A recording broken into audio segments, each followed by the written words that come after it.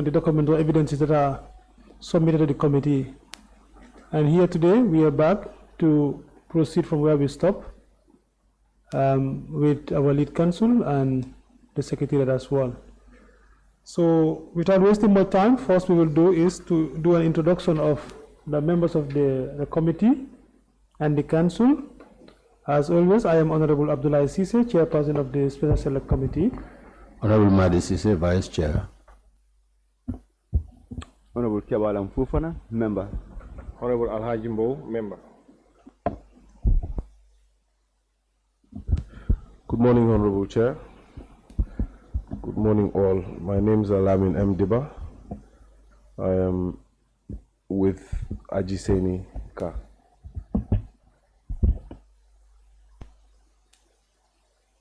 Thank you. We also have our secretariat and other support staffs. Thank you. Good morning, Madam Sarr. Good. On behalf of the Special Select Committee of the National Assembly, I welcome you to this sitting convened to inquire into the sales and disposal of assets identified by the Commission of Inquiry into the financial activities of public bodies, enterprises and offices in relation to their dealings with the former President Yaya Jammeh and connected matters.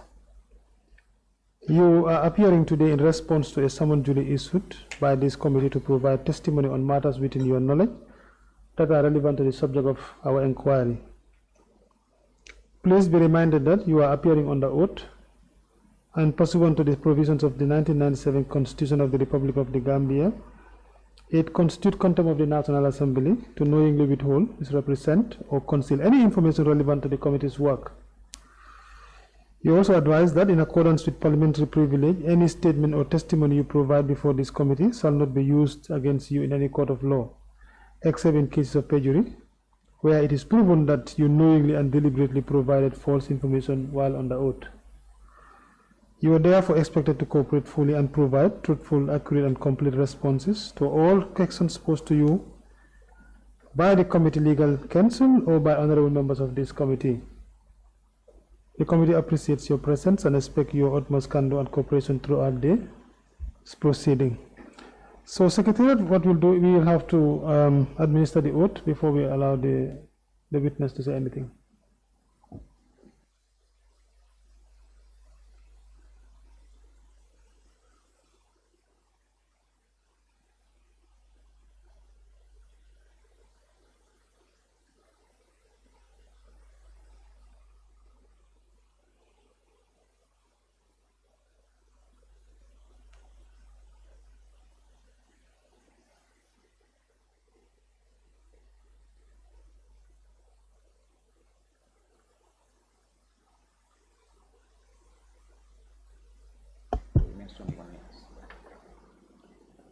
I, Ramatoulie Sarr, do solemnly,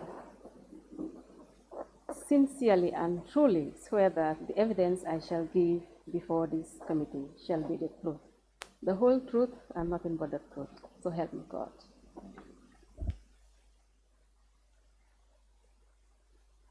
Thank you so much, Madam Sarr. Council, over to you. Thank you, Honorable Chair. Good morning, Ms. Sarr. Welcome to the National Assembly. There's a mic in front of you. Whenever you want to speak, please do press the big button in front of you. And when you are done speaking, you can mute it. I would just have you give a brief introduction as to your professional and academic background. And in doing so, can you also do a brief introductory to the roles you played in the Commission of Inquiry dubbed as the Janneh Commission?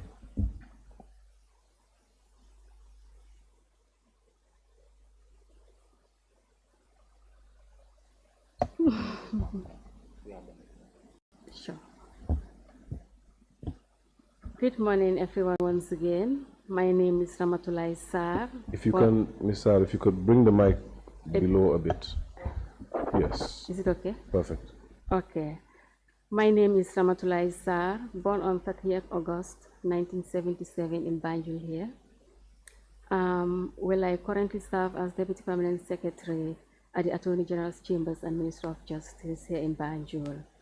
With respect to my educational background, I completed my high school education at the Gambia High School in 1996, and thereafter pursued higher studies and obtained a master's degree in public sector management in Jimpagana.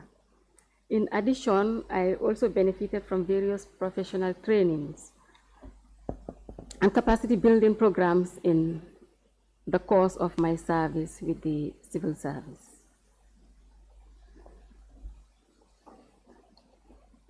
Well, I joined the civil service in 1998 as a records clerk. While serving in that capacity, I enrolled at St. Mary's University Extension Program, that's the UEP, in 1996 before transferring to the Gambia University in the year 2000, where I completed my studies in 2002.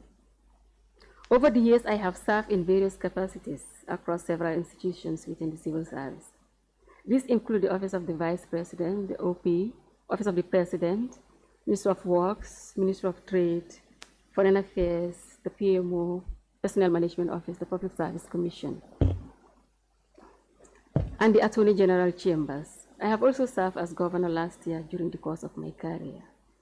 Presently, I hold the position of Deputy PS at the AG Chambers and Minister of Justice. Thank you, Ms. Sarr. Can you also give us a rundown of the positions you held in the Janneh Commission? Yes. I joined the Janneh Commission in 2018, initially as Deputy Secretary to the Commission. But then I was based at the Ministry of Justice, processing some payments for the Commission. Until late 2018, after the departure of my predecessor, Mr. Kurang, when he was terminated from his appointment. Then I was appointed as Assistant Secretary to the Commission, and I had to move finally to the Commission. Can you take us through, okay, before we do that actually, so you've given evidence to holding two positions in the Commission? Yes, one was the Deputy Secretary position. Deputy Secretary? Deputy Secretary. And from what date did you hold that position from? Well, around March, it was, I'm not sure of the month, but I think it was around March 2018. 2018? 2018, yes. And what were your functions as assistant? I was based at the ministry, like I said, processing some payments for the Commission. Was that the... Because I was the DPS Finance and Admin at the time, and I had the IFMIS rights to process the payments. There was also an accountant? Yes, there at was that time. An accountant, yes. So your role was separate from the accountant's role? The accountant, yes. There was a senior accountant, senior or principal accountant at the time. All right, so your role was to facilitate payments? Payments, yes. So just that? Yes. That was the only role assigned to you at the time? Aside from my daily, my day-to-day activities like sending out correspondence to other ministries, yes, that was it. And these correspondences, were they being sent out on behalf of the Commission or on behalf of MOJ? The ministry. The ministry. The ministry, yes. My question relates to the Commission. Yes. Was facilitating payment the only function you were when you first joined? Yes, so as the Deputy Secretary. As Deputy Secretary. Yes. And at that time, there was a substantive holder of the Secretary position? Yes, yes. And who was the substantive holder? Mr. Kurang, Mr. Alhaji Kurang. Okay, Alhaji Mamadi Kurang, right? Alhaji Mamadi Kurang. Okay. So just to be clear, the Commission was set up in 2017. Yes. Are you telling the committee that you were not part of the Commission when it was set up? When it was no. I joined the commission around 2018. I'm not, like I said, I'm not sure of the month, but I think it was in 2018. Are you certain that it was 2018? You know, it's been a while now. I can't remember the date, the month and the year. But the first appointment was as Deputy Secretary to the Commission. Yes, the month and the date of that appointment is quite crucial. Yes, I can appreciate that these events happened a while back, but this committee had indeed sent you a summons, Yes, correct? Yes. And you responded to that summons? Yes, I did. And you went ahead to make a statement to the investigators, didn't you? Yes. And you adopted the same statement as well? Yes. Apart from that, you also made a lot of submissions of documents. Yes. So even though it's been a while, you must have interacted with some of the documents as you were secretary. Yes. And in interacting with those documents, could you trace the date you were appointed as deputy?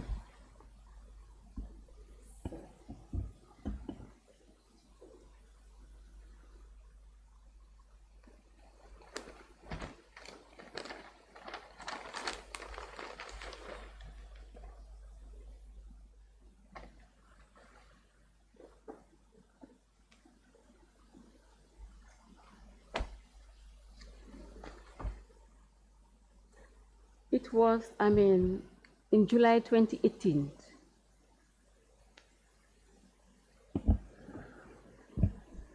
And what was the position that you were to hold in July 2018? Deputy Secretary to the Commission. Are you Can I certain? read it out for you? What document are you referring to? The letter of appointment from the former Solicitor General and Legal Secretary. Mr. What's the date of the Marina. letter? 9th July 2018. For the benefit of the committee, Honorable Chair, the witness is making reference to RS2. Can you read the caption of that letter? Assumption of full-time duties by the Deputy Secretary to the Commission. So then this was your appointment as secretary? As Deputy Secretary to the Commission, as per the letter. And who were you supposed to deputize? The former, my predecessor, the former Who was not secretary. in office? Yes. So you, yes. you were moving in as the secretary? As the secretary, yes. Okay, so that Assistant was... Secretary, Assistant Secretary. And who were you to assist? As Assistant Secretary? Yes. No, I was going to head that the Secretariat. Exactly. Yes. So you were the head of secretariat? Secretariat. So you were the secretary? Yeah. Assistant Secretary. Okay, we'll get back to that. Honorable Chair, it's RS2, the witness is making reference to. Please proceed. You had drawn my attention to a letter. Okay. Make your point. You mentioned that you were appointed on the 9th of July 2018. Yes, as Deputy Secretary. Deputy Secretary. Secretary to the Commission. And at this time, was there a secretary to the Commission? No, I think this was after the termination of my predecessor. So that clearly states two things. One, that Yes. from the heading that you have just read out, it seems you had a position before this letter. Yes. You had a pre-existing position. Yes. And what was your position? As Deputy Secretary. Deputy Secretary. Deputy Secretary, yes. When was your appointment as Deputy Secretary?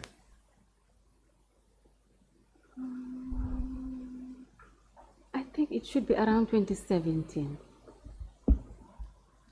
Isn't it the fact that you joined the commission when the first batch of MOJ officials were sent to the To commission. the commission, yes. So it's in fact true that you were in the commission from the inception. Yes. But the thing is, I was based at the ministry. That's fine. Yeah. We'll get back to the letter Okay. later. Okay. However, for now, can you confirm how you were first appointed to the commission? Well, it was an instruction from the Attorney General and the former Attorney General and Minister of Justice, Mr. Tambedu. Mr. Tambadu, Yes, Mr. Tambedu. it was an instruction, a verbal instruction or verbal written? one, So yes, you a did not verbal. receive any No. appointment letters? Letter to that effect, no. No letters on secondment, No, nothing? No. And you spoke to the minister yourself, I did. and he Because directed you personally Yes, to to go the to commission. the commission. And was that the same for your subsequent appointment as well? No. This is the second one, which I received from the... That is former- RS2, Yes. all right? And who gave you this Mr. letter? Cherno Marena, Mr. the Marena. former Solicitor General and Legal Secretary. Did this come with any attachment? No. And was your appointment ever published in the Gazette or subjected to any formal civil service procedure?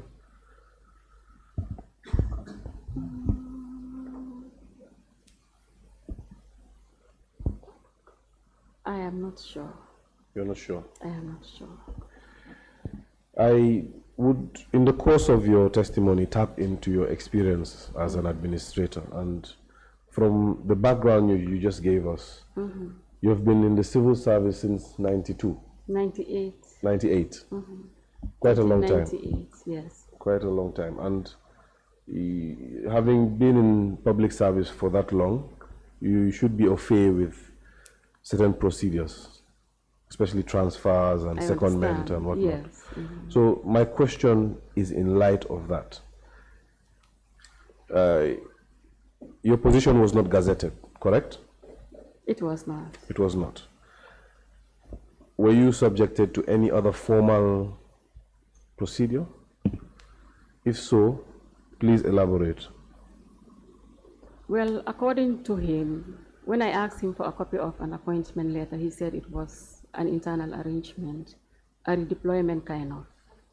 An internal arrangement? Yes, from the office to the commission. Okay. Because Who did you ask? the Honorable AG, according to him, I was not appointed by the president. And who appointed you then, if you were not appointed by the president? If you are not to be appointed The by Honorable the president? AG, The Honorable AG. yes, and the minister at the time. And that's how you got this letter dated the 9th of July? Yes. The letter says in its caption that you are to assume full-time duties as Deputy Secretary to the Commission. Or rather, it says assumption of full-time duties by the Deputy Secretary to the Commission. Yes. Now, at that time, there was no Secretary. head of secretariat, Yes, right? And yes.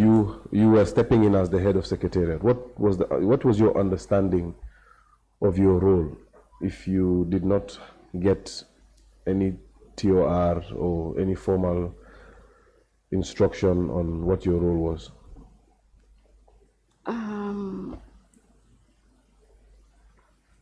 Well, I thought I was going to assume the position of secretary, as per the letter from the Solicitor General and Legal Secretary, and that was not the case.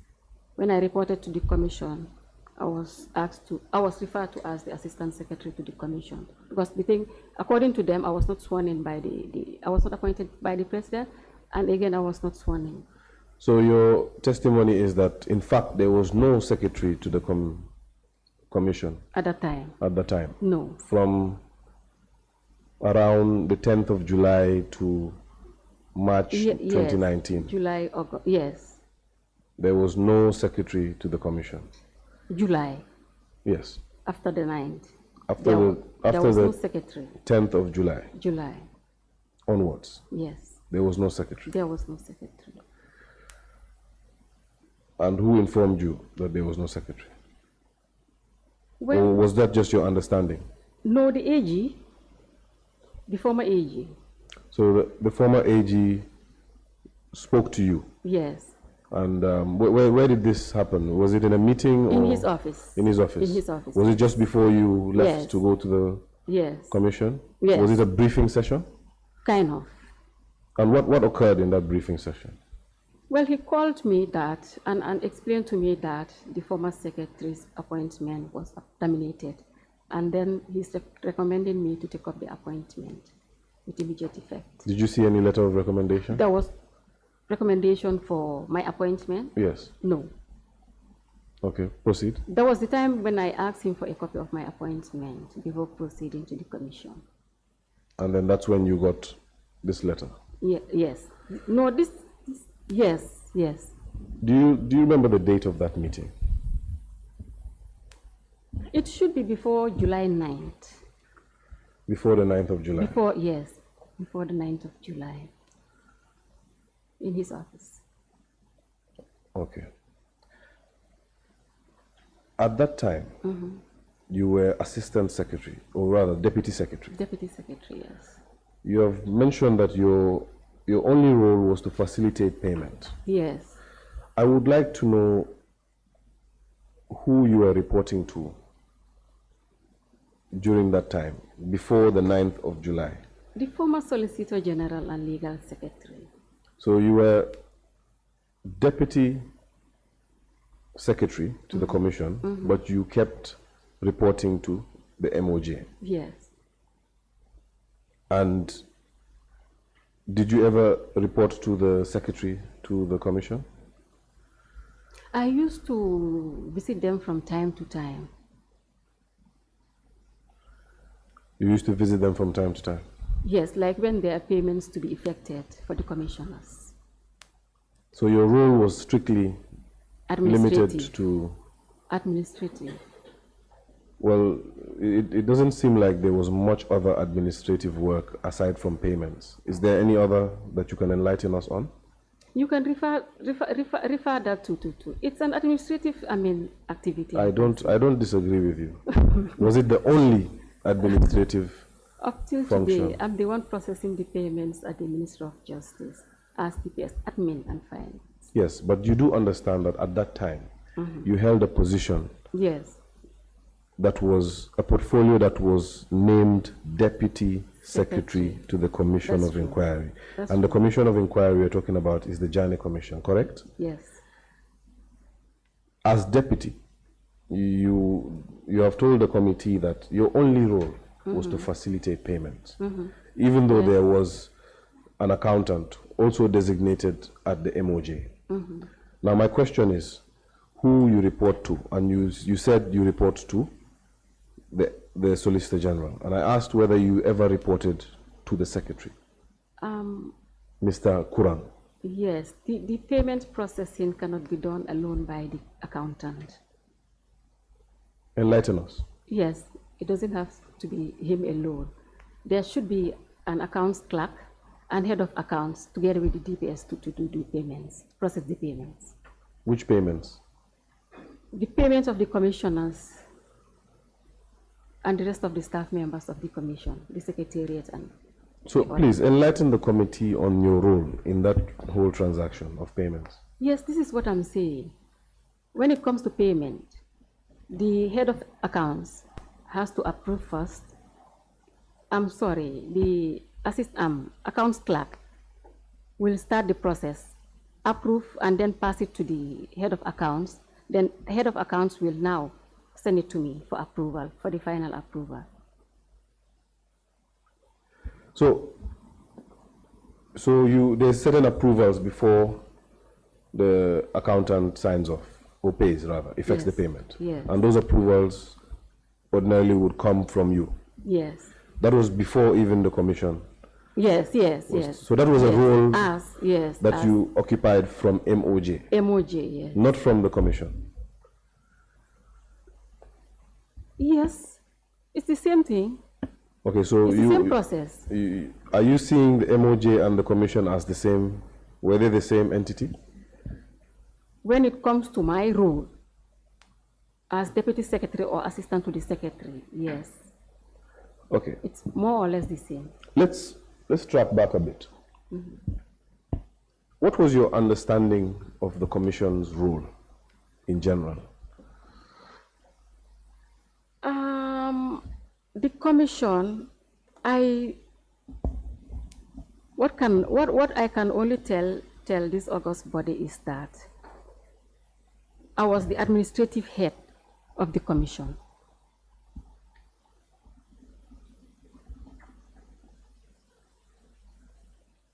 I was not a technical person in any way. Okay, so what, as an administrative head, yes. What did you envision would be your role? Well, my role at the commission was limited to administrative functions. Can you spell those administrative functions out? Like preparing correspondence as per the instructions of the chairman and my supervisory ministry. So you were, even when you took the helm of affairs as head of secretariat, you were still observing 2 reporting lines? Yes. Why is that? Can you elaborate? Because the thing is, I was not appointed, according to, as per what the AG, the former AG explained to me, I was not appointed by the president. I was not issued with an appointment letter as secretary to the commission. That's why they were referring me as the assistant secretary to the commission. I'm not the secretary to the commission. Okay. Now, where I'm getting to, Ms. Sarr, is that you were clearly DPS, MOJ, Ministry of Justice, right? And you initially had a position as Deputy Secretary, but you reported to MOJ. Yes. And from what you have told us, you did not have any distinct responsibility at that time,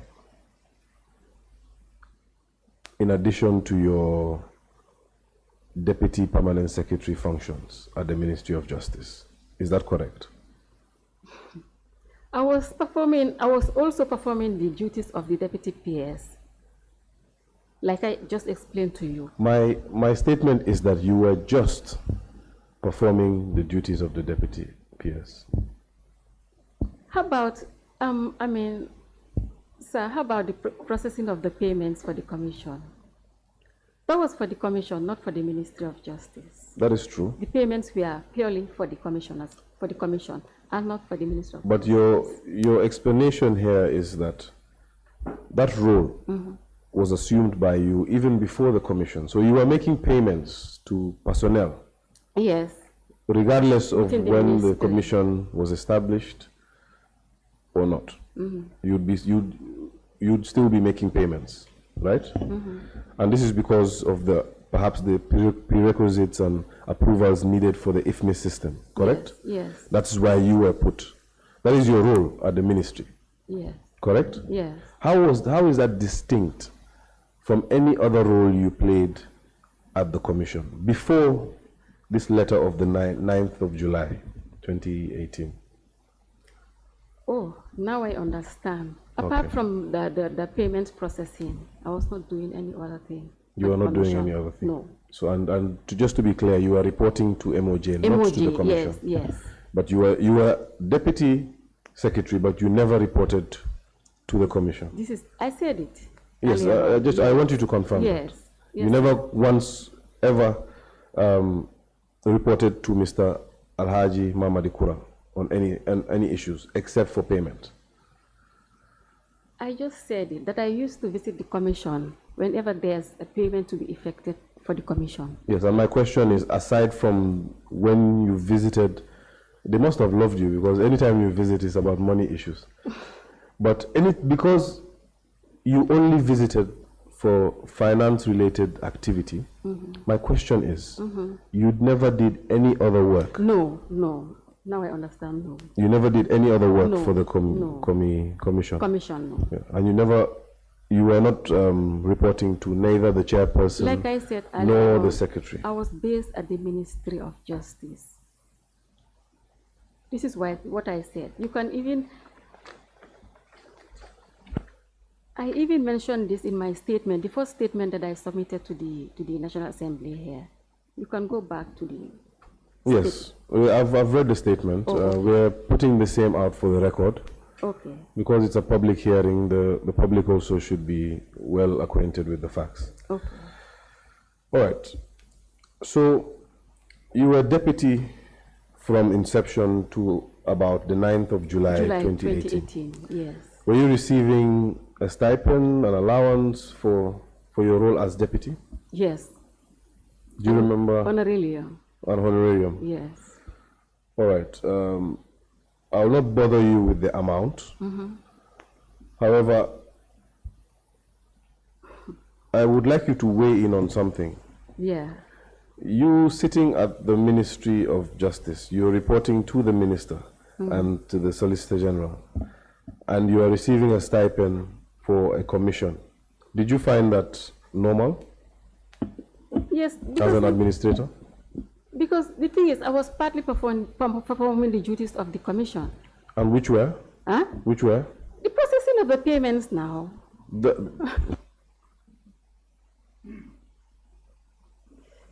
The processing of the payments. Yes.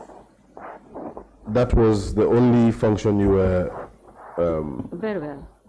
And that processing of the payments is, if we can put it into practical terms, was just to sign off. Yes or no? I just explained it to you that the DPS alone cannot process the payments. The payment process involves 3 people. That is the accounts clerk, head of accounts, and myself. And it has to be processed in the IFMI system before the printout is done for my signature. I understand that. Yes. But it's your signature was effectively the only function that you were playing. Perhaps let me give you more, that you are doing some oversight and ensuring that the figures were fine. But you are not an accountant. That's we get that we get that straight, right? You are not an accountant, and the ministry had an accountant, correct? Yes. So aside from approvals, what else were you doing with regards to finance? I was also performing my duties as the DPS of the ministry now, the Ministry of Justice. Precisely my point. You were doing your functions as Deputy Permanent Secretary, yes. which included paying the commissioners, because even if you were not assistant secretary, you would still be in that role, correct? That is precisely my point. So that role did not come out from the commission, but the role was born out from the Ministry of Justice. That's what I want us to get clear. It is a role that you would have done anyway, even if you were not part of the commission. Correct? Very well. But, I mean, the commission was without an accountant. The commission was without an accountant. From testimony that we have had from Yes. previous witnesses, it has been established that the commission actually did have an accountant. However, the accountant was based at MOJ. Now, you can give us a contrary view, that's fine. This is what I'm saying, that we were appointed as commission members, but based at the Ministry of Justice to be processing their payments. Yes, there was head of accounts and an accounts clerk and my good self to process the payments. This is what I'm saying. That's fine, I understood that. Yes. My point is, even if you were not part of the commission, you would have still been processing payments as DPS to the commission, correct? That's true. Right? So that role of processing payments is not something that furthers the agenda, so to speak, of the commission, but rather your day-to-day functions at the MOJ, correct? If I'm not correct, you're free to say I am not correct, and you give a contrary view. You have all that latitude.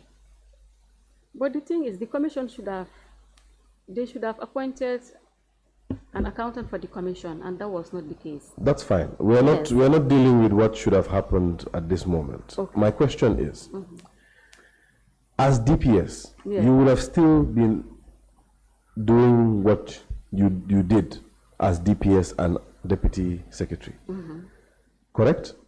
And that role was because... I was partly performing my role as Deputy Secretary to the Commission. How so? Did you ever take one instruction from the Secretary? Mr. Kura? Yes. No, sir. So how are you exemplifying your... Please enlighten me. How can you deputize somebody? But the payment processing was supposed to be done by the Commission. Let me learn. They should have their own accountant. Give me a second. Sorry. You see, you're deputizing somebody who is the head of a secretariat. Secretariat, right? Yes. Essentially, that person is the master of all transactions, including payments. Essentially, that person should instruct you to facilitate payment. Correct? That's ordinarily how the administration should flow, right? But here we find ourselves in a very abnormal situation where you are deputizing a secretary, but you don't report to him. You report to somebody else. Correct? That's true. So please enlighten me on how you are exemplifying your functions for the commission. Bearing in mind that we have established that even if the commission was not set up, the function that you just exemplified, that you just said that was your function as DPS, you would have still been doing that sitting at the MOJ. Correct? Yes.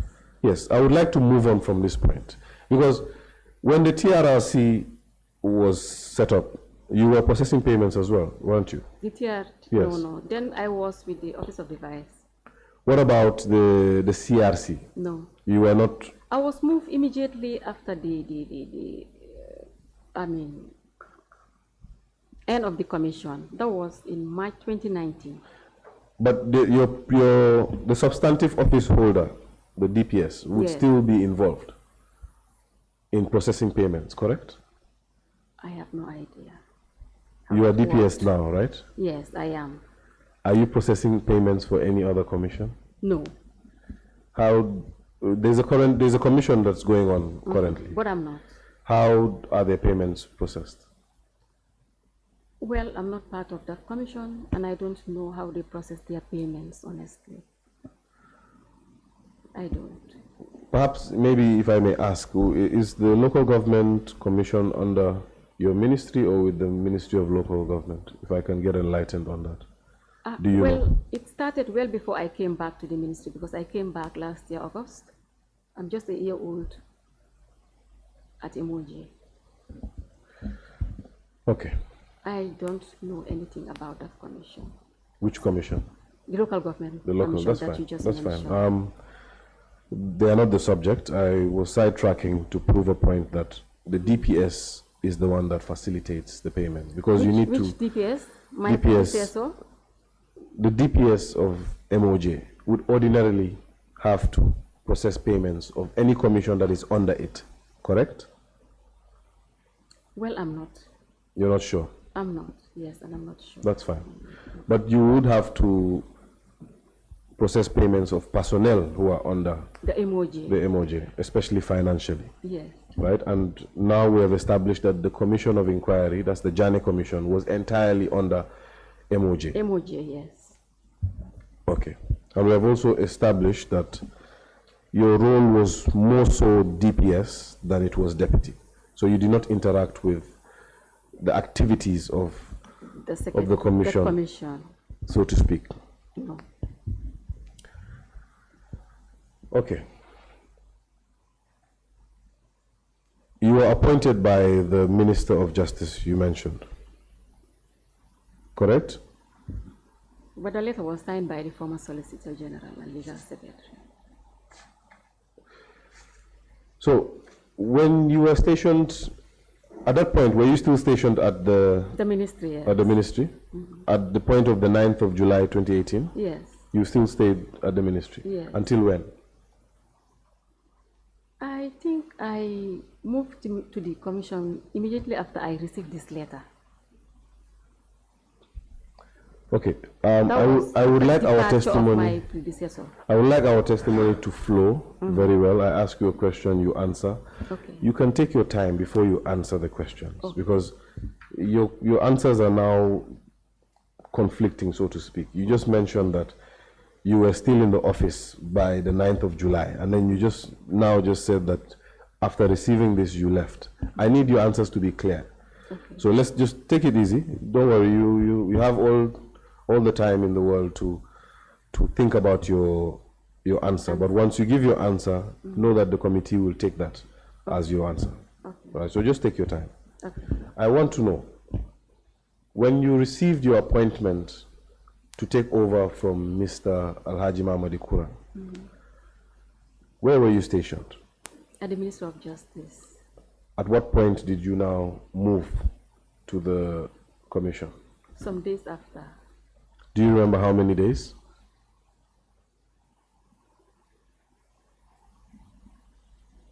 Like 2 to 3 days.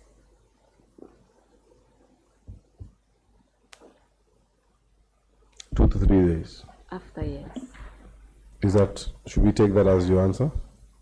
Please, sir, because, it's been a while, so I can't really remember the exact date that I moved to the commission. All right. Again, I would caution again. And Ms. Sarr, I'm trying to extend as much courtesy as I can to you. You see, you were the secretary. Yeah. At least the final secretary of the commission. Assistant secretary. You were the secretary. Sorry. You were the secretary, the final secretary of the commission, correct? Yes. You can contend with it. But if you were assistant secretary, who were you assisting? The commissioners. Because I was reporting to the So chairman. who was the secretary? There was no secretary. So how can you be assisting a ghost? That's not possible, right?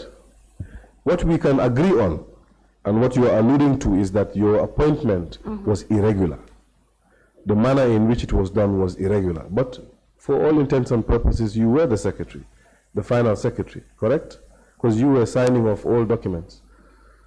As the assistant secretary assistant to the commission.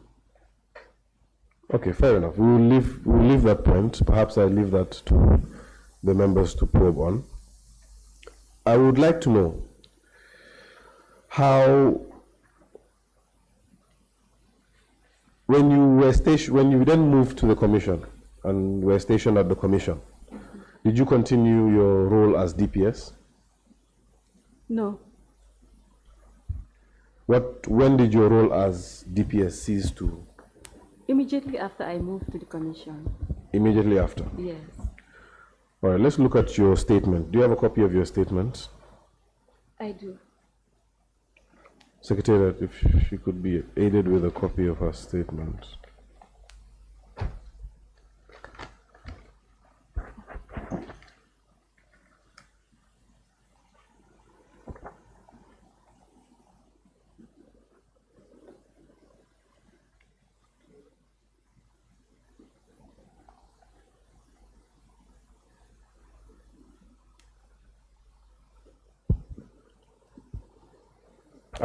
Do you have your statement? Yes, I do. All right. Let's go to paragraph 4.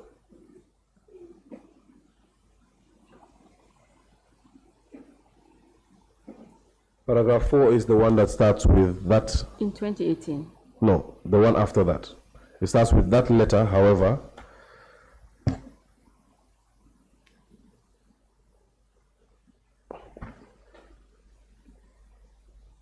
Can you see it? So perhaps what we can do is, you've seen the paragraph that starts with around 2018. Yes. Now the last sentence of that paragraph, the one that starts with Mr. Tambadu, who stated that?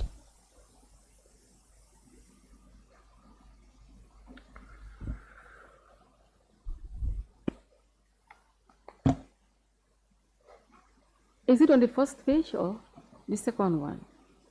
Second page. The second You page. see that first paragraph on the second page? The first one. I Yes. was the deputy. Is it the one you're referring to? Is it 1B? Around 2018, I was appointed to serve at the commission following the departure of Alhaji Mamadi Kurang, the former secretary. Have you seen that paragraph? No. Secretary, This paragraph reads, in 2018, I was appointed as which the deputy statement are you secretary. looking at? This one. No, I hope the we are on the statement you same- gave to the investigators. Can I please have that one? Seems to be the same. But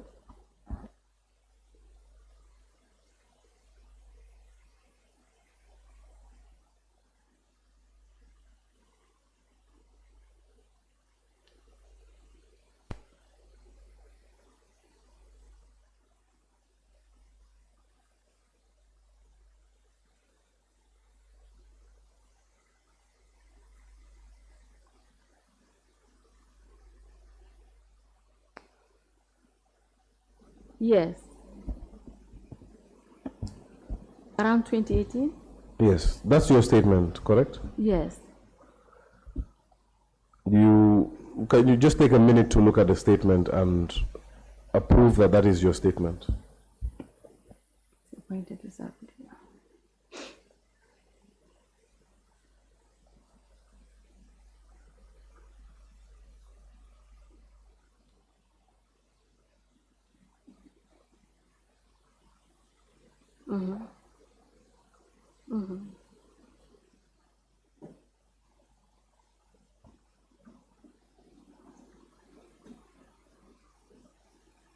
Yes. So go to the second page. I'm on the second page. Go to that last sentence on that first paragraph where it says, I was directly selected and verbally informed. Can you see it? Yes.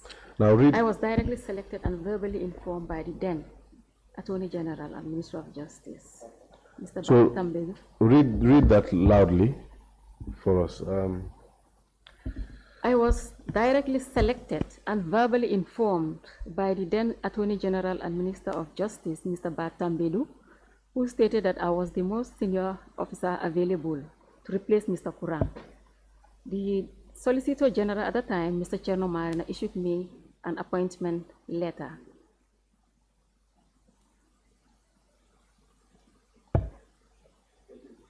Oh, okay. Continue, please. That letter, however, did not include a terms of reference which left my scope of work at the commission quite unclear. I was told the role was temporary, not a full redeployment. So I continued my duties as DPS at the Ministry of Justice while also working at the commission. Okay, stop there. You confirm that that was in fact your statement, I was right? still a DPS. Yes, but my earlier question to you was that when did you cease to become DPS? And you said as soon as you moved into the commission. But this statement says otherwise. I thought you said when I ceased performing my duties as the DPS. That's at MOJ. precisely my question. I moved immediately after this appointment letter was issued to me. Yes. However, my question is, even after the issuance of this letter, and you assuming your position physically at, was it Jemba Hotel? Where Yes. where the commission was based? Yes. You still went on to act as DPS, weren't you? You were still doing DPS functions, Functions, yes. right? Yes. My apologies. That's fine. So if you were stationed at the commission, did you, how were you receiving your instructions from MOJ? Or was it that you would go to the commission certain days and go to MOJ certain days? Like once a week. I used to visit the ministry once a week. You used to visit the ministry once a week? Yes, especially when I'm making follow-ups on our payments. The payments, once again? Yes. Okay. So what was the working relationship like between yourself, MOJ, and the commission? How did you interface? It was smooth. Yes, there but was how? No problem. I'm pretty sure there was no, but how was, please be more descriptive. I was directly working with the commissioners and my supervisory boss at the MOJ. So were there any issues? So, okay, just let's be clear on one thing. Whenever you have issues that are dealing with, that emanate from the commission, you take your orders from the chairperson. Yes. And whenever you have issues that arise from MOJ, you take your instructions from the SG. Then SG. What about when those issues are entangled, when they cross-cut? Who do you take your instructions from? From the chairman. Is there ever an instance where it would be otherwise? No. So was there ever any conflict between the chairperson and MOJ? No, sir. And you continued doing this until the end of the commission? Yes. You stated in your statement that you received your appointment letter without a TOR. Yeah. How did this affect your understanding of your duties?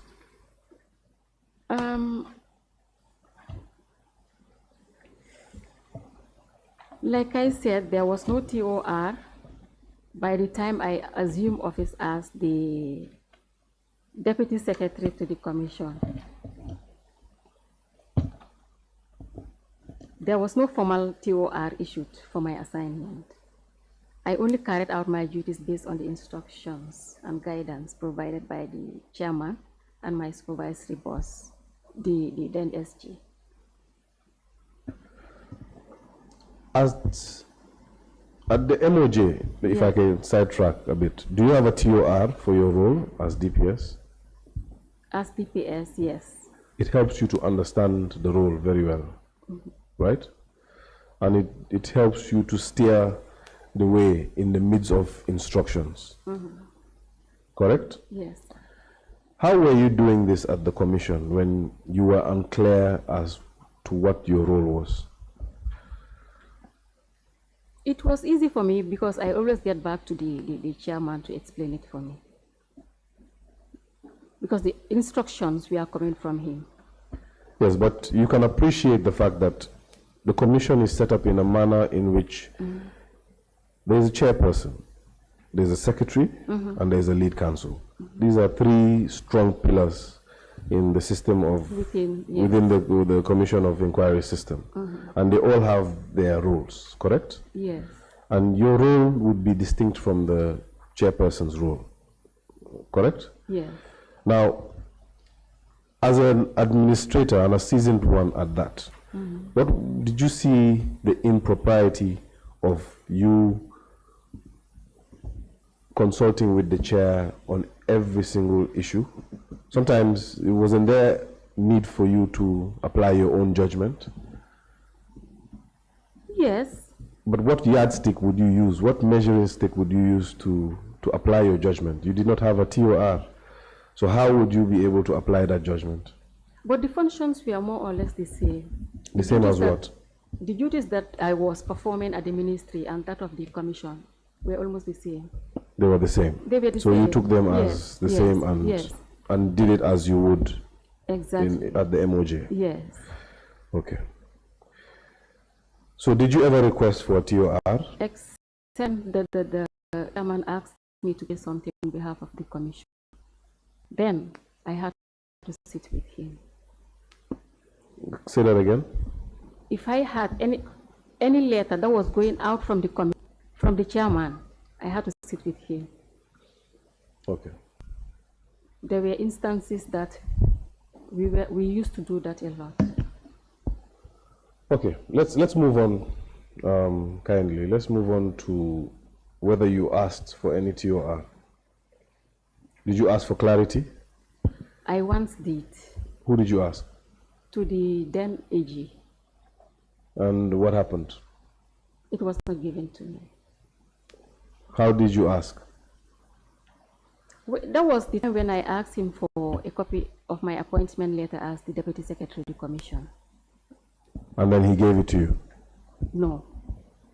As the Deputy Secretary of the Commission, no. So which letter did he give I you? received it after, when I was asked to assume the full functions of the secretary position in 2018.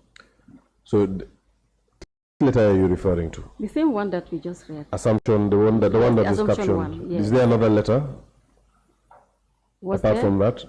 before this? Or after that? After, no, this is the only appointment letter that was issued to me. Okay, Given to so me. you were given this after you requested for it. Yes. Did it take long? No. So when were you informed that you would be taking up this position?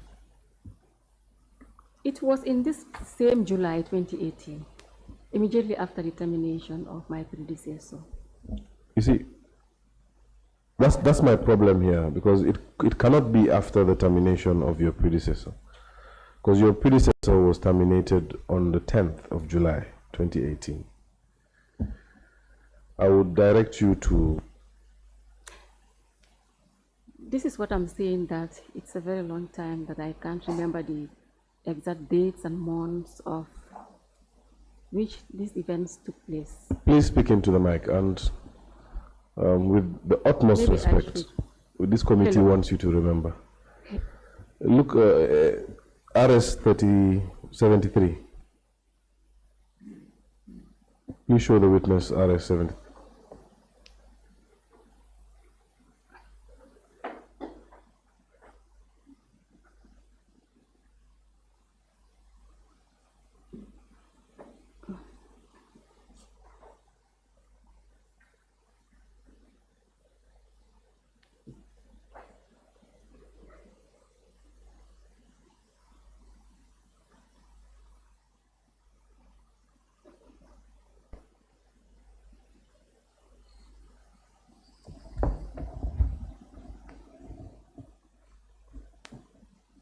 Yes.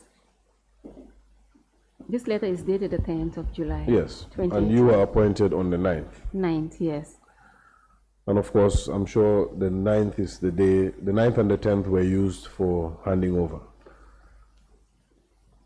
which we will get to anyway. But my point is, when did you receive your letter? Well, it's dated the 9th July 2018. Do you recall receiving it on time, on that day? Yes. You recall receiving Maybe it on that day? not on that very day, but maybe a day after or two. So you were not appointed yet, but yet you asked for your letter. Yes. So when were you informed And of a your copy of the TOR. When were you informed of your appointment? It was well before the 9th. Well When I before the had a 9th. discussion, yes, with the former AG. When you say well About this before the date. 9th, a week before, a month before, 2 days before, Let's say a week before, to be precise. a week before. Yes.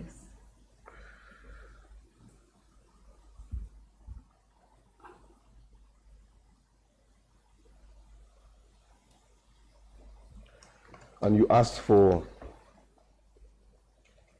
when you were informed verbally, correct? Yes. And you asked for a letter and TOR TOR. verbally as well. Yes, I do. So once you were given the letter and without a TOR, did you care to write to the appointing authority to ask? I only asked him, but I didn't write. It was done verbally. During that time, was there any communication between yourself and cabinet? No. Was there any conversation at any time between yourself and cabinet? No. Are you aware that The only discussion I had was with the then AG and Minister of Justice. and just to go back on something, I know you would probably tell me you already said this, but I need to be clear on something. The AG appointed you initially as deputy Secretary. to Quran, Yes. correct? Yes. It is the AG who appointed you, not cabinet, Not cabinet. not the president, not the commission, but the AG. When Mr. Kurang was let go, you then filled in his position. And who appointed you again? The AG. The AG. Of course, the letter was written by the hand of the Solicitor General, but we understand that it's the AG who appointed you. Yes. Correct? Yes. All right. And you confirm that there was no communication from cabinet. Did you understand that the secretary is to be appointed by cabinet, by the president? Was that ever told to you? This is the main reason why I had to ask him for a copy of my appointment letter, like my predecessor, because my predecessor was issued with one, and I was not. So you are definitely aware of the fact that yes, it is cabinet, the president, who can appoint the secretary. And you did not ask for... I did. Yes, you asked for it verbally. Yes. But Ms. Sarr, again, you are a seasoned administrator. That's You know that records are what speak for you. You cannot speak for yourself at this juncture, but the record can definitely speak for you. But you did not sought any clarification to your role at the commission on record, did you? very well. Is it very well, or is You're it right, yes, sir. or is it no? You're right, sir. I am right. Sorry? Yes. Yes. Okay. Yes. Thank you very much. In your opinion, what would have been the proper procedure for such an appointment? The appointment letter should have come from OP, Okay. and there should also be a swearing-in ceremony, like my predecessor and the commission members, the commissioners. But that was not the case for me. So you understood definitely that this is a very abnormal situation. Yes, that's why I asked. To the best of your knowledge, were there any other staff at the Secretariat appointed through such informal means, just like yours? Yes. The rest of the commission members. Sorry? The rest of the commission members. When you say commission members, The you mean secretariat, staff? so the That's- okay. secretariat, yes. All right. Okay, that's fine. So you were appointed on the 9th. Let's go back to that Yes. letter. The letter that is tagged RS2. You were appointed on the 9th of July 2018. Can you please read the letter for us? Is it the letter from the former SG? Yes. Okay. But The heading, before we conclude on that note, I would just like to clarify that you also believe that this is your appointment letter. since there's no other appointment letter from the office of the president. So this is what you took as your appointment letter. Appointment letter, yes. So we're in the same understanding that this is your appointment letter. Yes, sir. For all intents and purposes. Please go ahead and read the date, who it's emanating from, who it's addressed to, The letter, and yes, who it's addressed the to and letter the is content. bearing emojis letterhead, reference AG/C/364/part2, folio 49, dated 9th July 2018. And it was addressed to the chairperson of the Commission of Inquiry, Janneh Beach, and the heading is Assumption of Full-Time Duties by the Deputy Secretary to the Commission. And it reads, the above subject matter refers. We kindly wish to bring to your attention that Ms. Ramatoulie Sarr, the Deputy Secretary to the Commission, will henceforth be assuming full-time responsibility at the Commission until the final conclusion of its work. Signed by the former Solicitor General and Legal Secretary, Mr. Janneh Marena. Thank you. It's just to reiterate what you just read.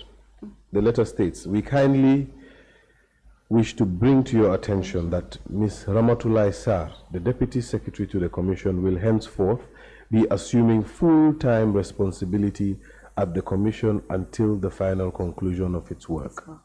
Thank you. This was a letter written by Mr. Janneh Marena, the Solicitor General and Legal Secretary. At the But time. I want us to focus on the addressee of this letter. Who is the addressee of this letter? The chairperson of the Commission.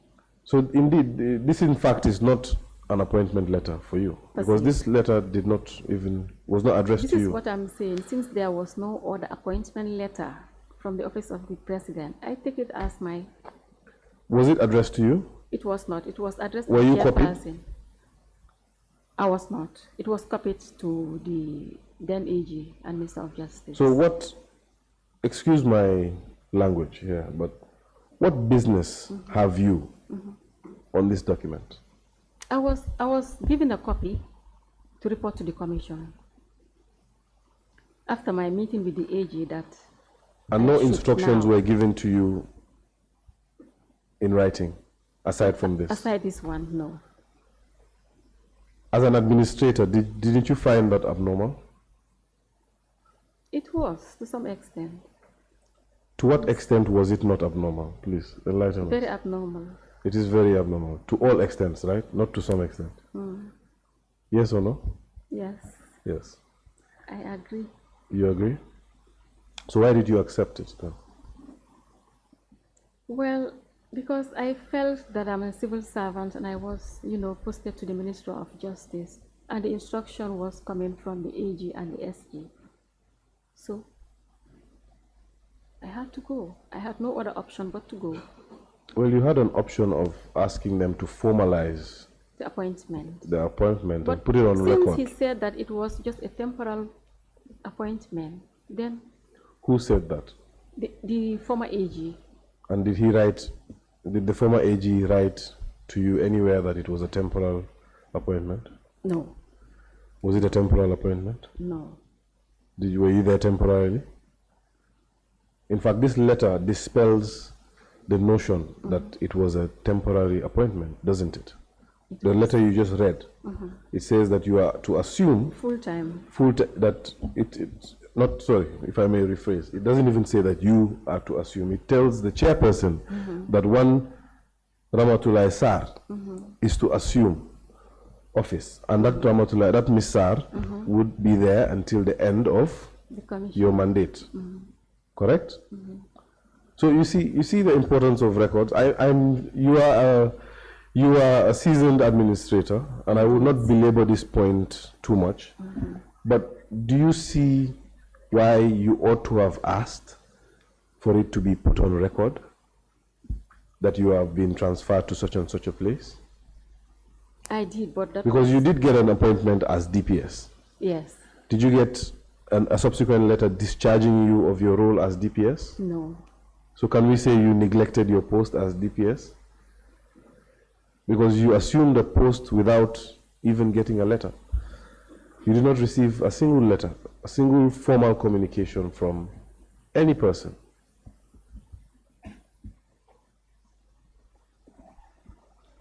But this was a kind of I was kind of deployed from the ministry to the commission.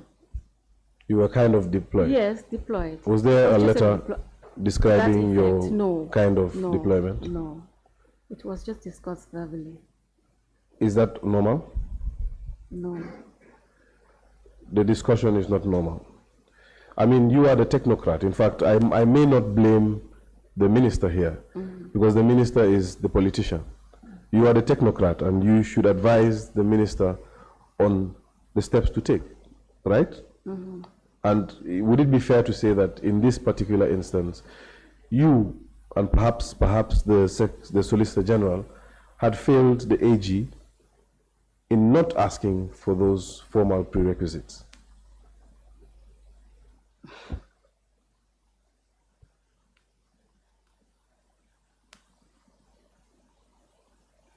Yes. Sorry? I didn't hear you, Miss Sarr. We didn't fail him, but I mean, since they were my supervisory, authority, and in the civil service, it does happen that people are posted from one institution to the other, or from one unit department to another. That is perfectly fine, but when they are done so, they are accompanied by a record. I understand. But you were not accompanied by any record. Not at all. In fact, aside from this letter, yes, there is no record appointing you as assistant secretary or secretary. Mm-hmm. That's true. Correct? Yes. All right. So not only did you not have a letter, mm-hmm. you also didn't have a TOR. No. And nobody explained to you your TOR. No, like I said earlier, the duties were more or less the same. The same with what? The duties that I was performing at the commission were Is the that, same is that what as is that what your yes. superiors told you, that you'd be going to do the same thing? So just go and replicate what you're doing here? As head of secretariat, yes. Okay. I would like to draw your attention to RS4 as part of your submissions. Please help me.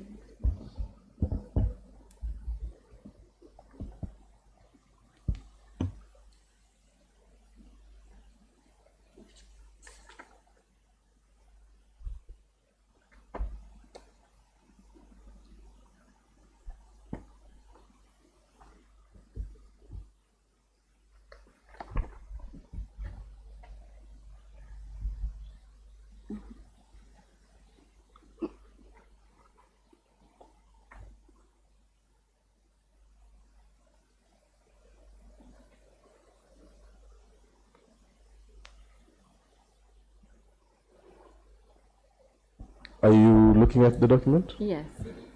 Honorable Chair.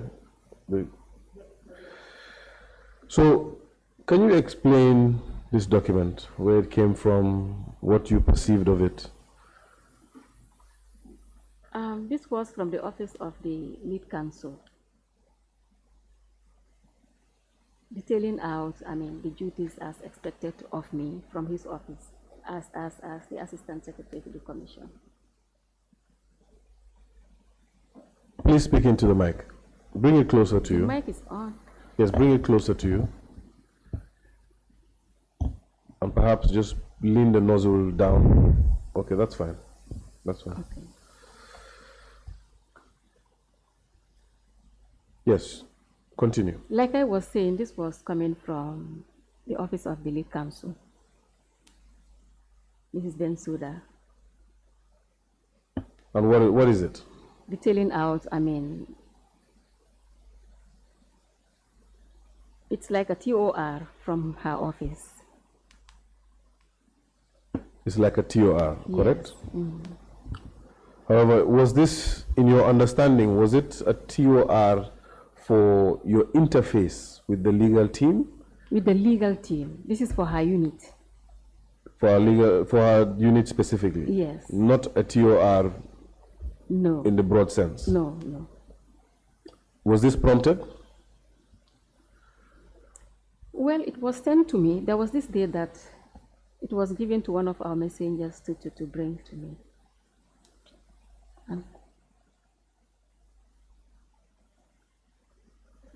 Sorry?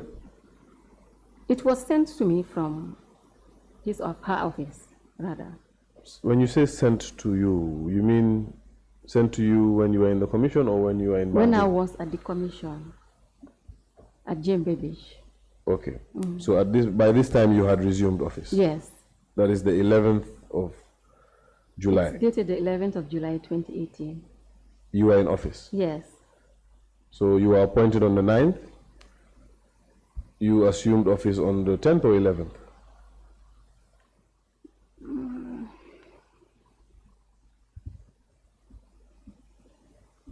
I think it was a day after. A day after what? A day after O2. Can we get But clarity, Ms. Sarr? Even though It's this... been a while, sir, It's not so been I that can't- long. It's just been a few years. And you're supposed to be guided by record. We have put record in front of you.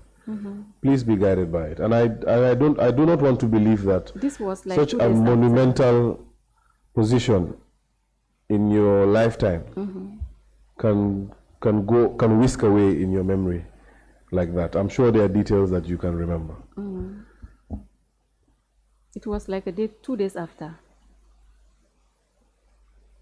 After the letter was issued sent to the chairman. That you resumed office. Yes.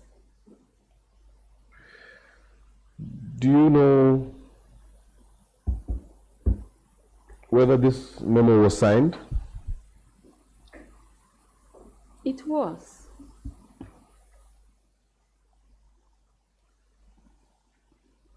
This is not my signature. So whose signature was it? Lead counsel, Mrs. Bensouda.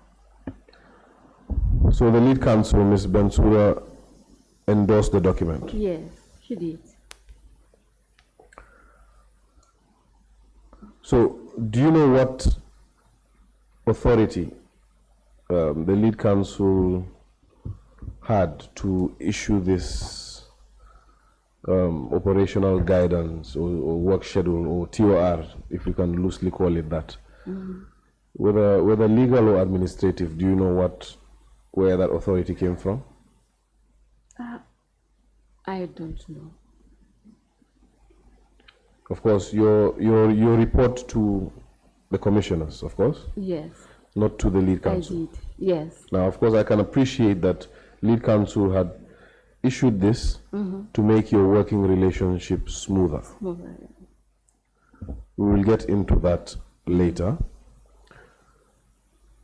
However, I would like to know whether this memo was ever adopted. No, it was not. It was not adopted. It was not. And how would you usually It was adopt sent it? directly to me, Okay. and it was kept in the files by the secretariat. Such a memo, it's mainly informative, more than it's directive. We agree on that, yes? However, you mentioned that you did not adopt it. So what was your modus of working with the legal team? Did you not adhere to the stipulations under this perceived TOR? There were letters coming from the lead counsel's unit to us, to the secretariat. When they have outgoing mails, they will send to us, and then the messenger will dispatch it.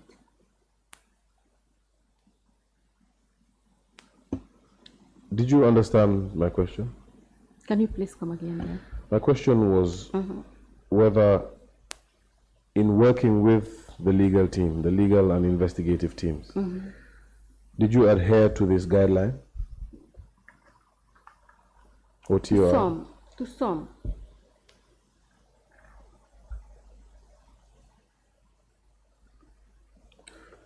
Did you treat the guideline as a binding instruction to you?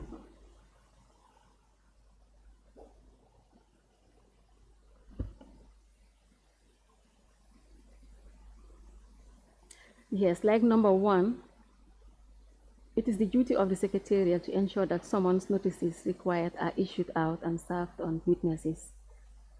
To assist the secretariat with its work, all summons are drafted by counsel's office and sent down to the secretariat for on-wharf transmission to the chairman for signature. And the second one, after signing the summons, the process server is giving the summons. There was a process server, yes, for service which is entered in his waybook. It's just like our messenger, like what our messenger was doing. It's more or less the same.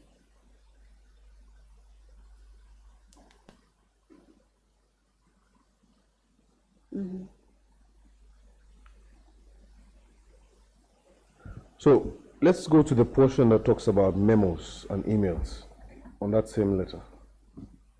Number one down. Number one, yes.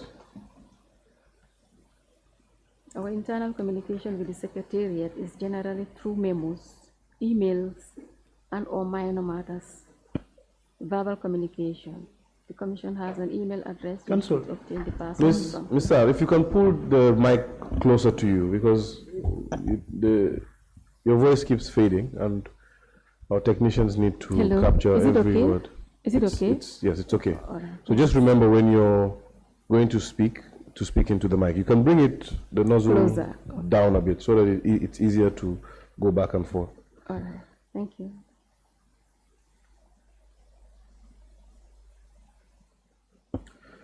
So, was this in fact the case?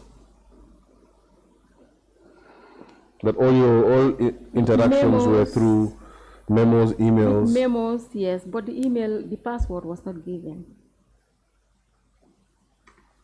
The password was not given. No, Did you search for it? Did you ask for it? I did. Is there a letter to that effect? No, there was none.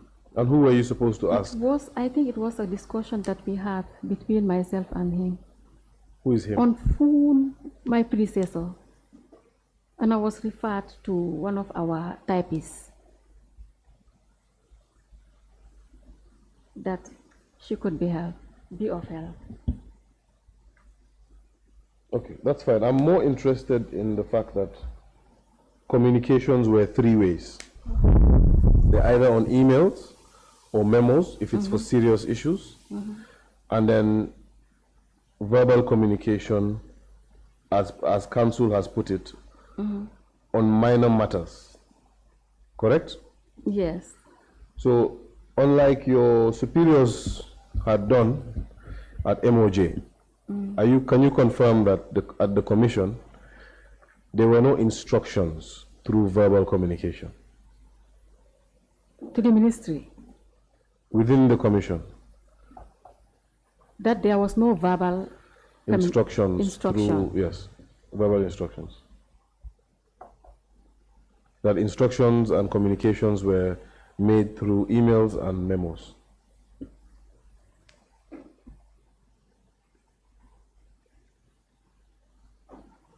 There used to be some verbal instructions, yes.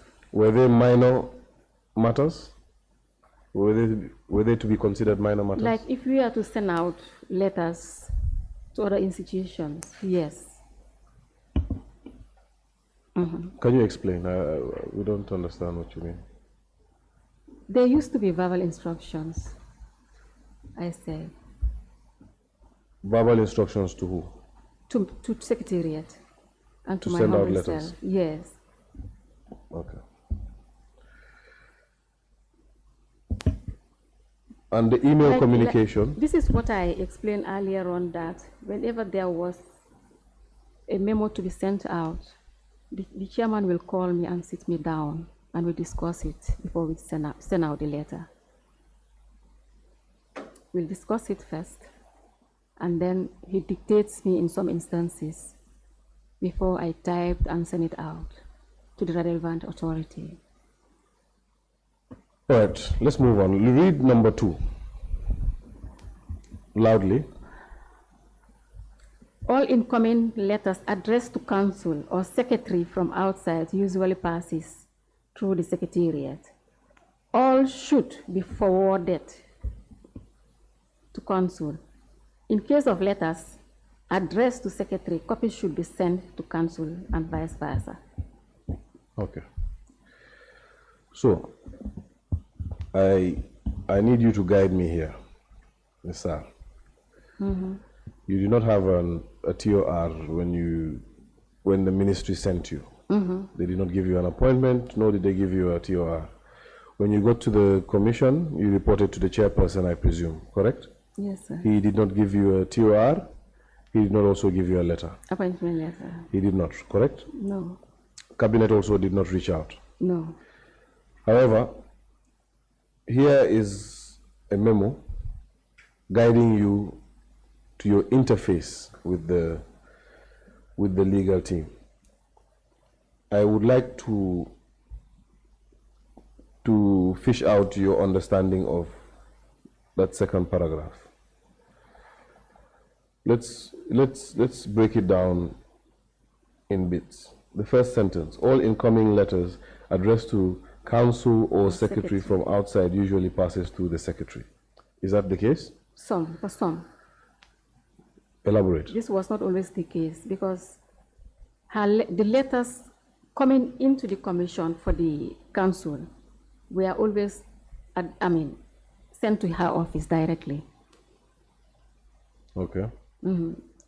Now, but those that were addressed to the secretariat were sent to the secretariat. Is that correct? Is that supposed to be how things work? Well, as DPS, yes. You don't need to swallow any of your words. We need the committee. You need to guide the committee. As DPS at MOJ, is there a correspondence that, if not already delegated to, as a matter of substance, that the SG does not see? No. Well, why? Because he's the head of secretariat, all incoming correspondence has to pass through the records office before they are put in a folder and taken to the SG. Correct. For him to make a decision or to mean it to the relevant. What about to the minister? Officers. What about to the minister? Letters addressed to the minister. There's a secretary for the minister. They are sent directly to the minister. The secretary. Yes, to the minister. So here you have the head of secretariat being the SG. That is the equivalent of the secretary to the commission, correct? Yes. You agree? I was not so convinced by that, yes. Huh? If you do not agree, please contend with me. This whole exercise is to understand something. Do you agree that as the head of secretariat, the secretary is equivalent to like the permanent secretary or the secretary general, solicitor general rather, at the Ministry of Justice? So essentially the secretary should see all correspondences, yes, and the then SG. be the point where deferrals are made, correct? Exactly. That is how it is supposed to be. That's how it's supposed to be. Exactly. But it was not like that. It was not like that. Please explain how it was.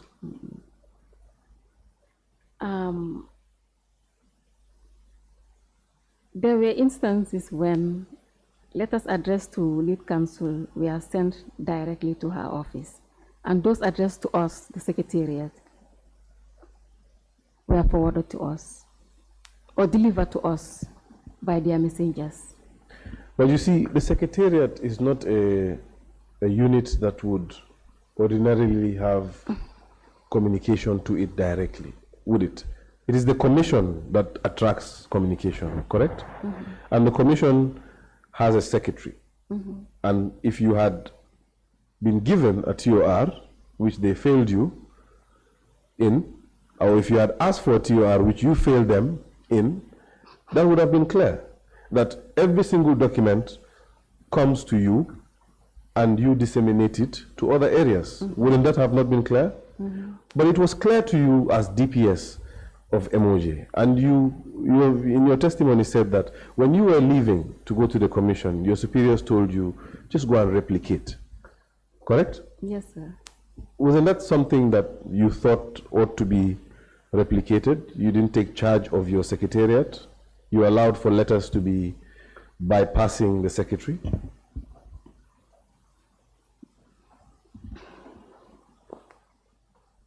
Well,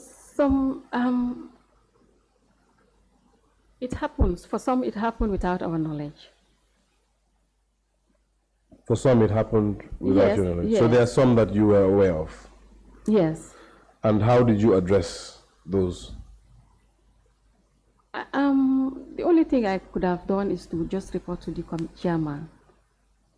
for the chairman. And did you do that? Yes, I used to do that. And what did you report to the chairperson? The chairman? Yes, what did you report to him? Like you just said, sir, that some letters were not passing through the secretariat, and that's how it was supposed to be, and that was not the case. And that complaint was launched to the commission? Was lodged, yes. By you? Yes. Verbally, once more? Verbally, yes. Nothing on record? So what did the chairperson do? I think it was discussed at the level of the commissioners and lead council. And what was the resolution? I can't tell. But you were the secretary then? Yes, but I was not there during the discussion. You were not there in the discussion? No, I was not. Was it a meeting? Kind of, yes. It cannot be kind of a meeting. It is either a meeting or it's not. Was it a meeting of the commission? So there was a meeting of the commission and you as secretary were not present? Yes. Is that your testimony to the committee? Yes, sir. The commissioners and lead council had their own meeting. Were there any minutes of that meeting? There would not be, because there was no secretary.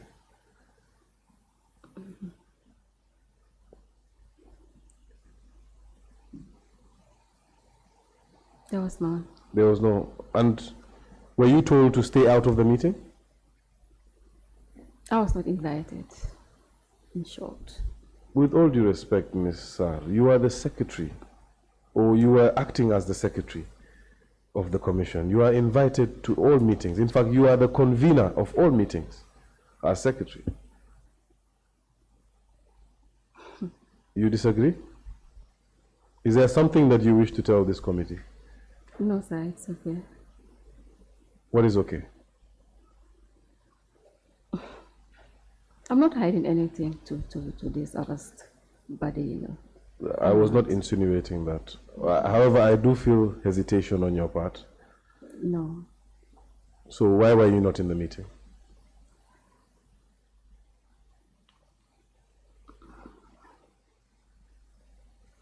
Maybe they felt that they could have just, you know, discussed it internally without me.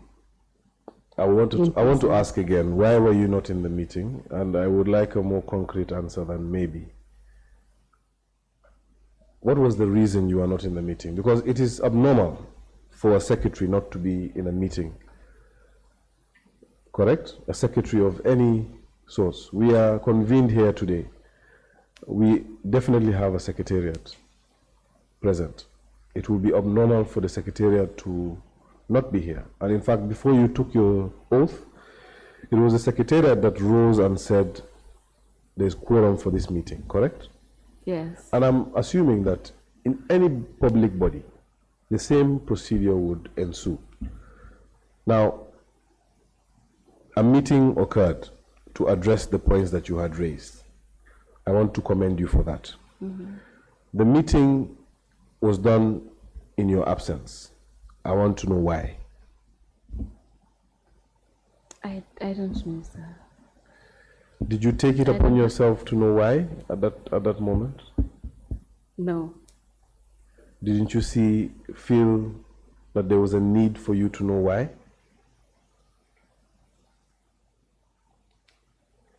Yes. You did? Mm-hmm. But you didn't ask? I didn't ask. Was that why, and excuse me, but was that why you were placed as the secretary to the commission? Because you don't ask questions? You will just do as ordered? That was the first time. With all due respect, I don't think it was the first time. The first time was when you did not receive your letter. But you I didn't did ask questions. I did. You asked a verbal question. I said I did, yes, verbally. Fine. Yes. But you're asking for something to be given to you on record. Mm-hmm. As an administrator, mm-hmm. How do you usually ask for things in service? Through memos. Through memos. Internal memos. You did not issue a memo? No, I did not. They did not give you a TOR? You also did not ask? I did. You asked verbally? Yes. You did not issue memo? No. At least an anomaly has been noticed by you, and you sought to remedy it, which is commendable, that letters were passing over your head and not passing through you, which was an anomaly. You sought to remedy it. You did not write a memo. You did not. Perhaps this is the only time I can say writing a memo perhaps was also was the right thing to do. Equally important, yes. Yes.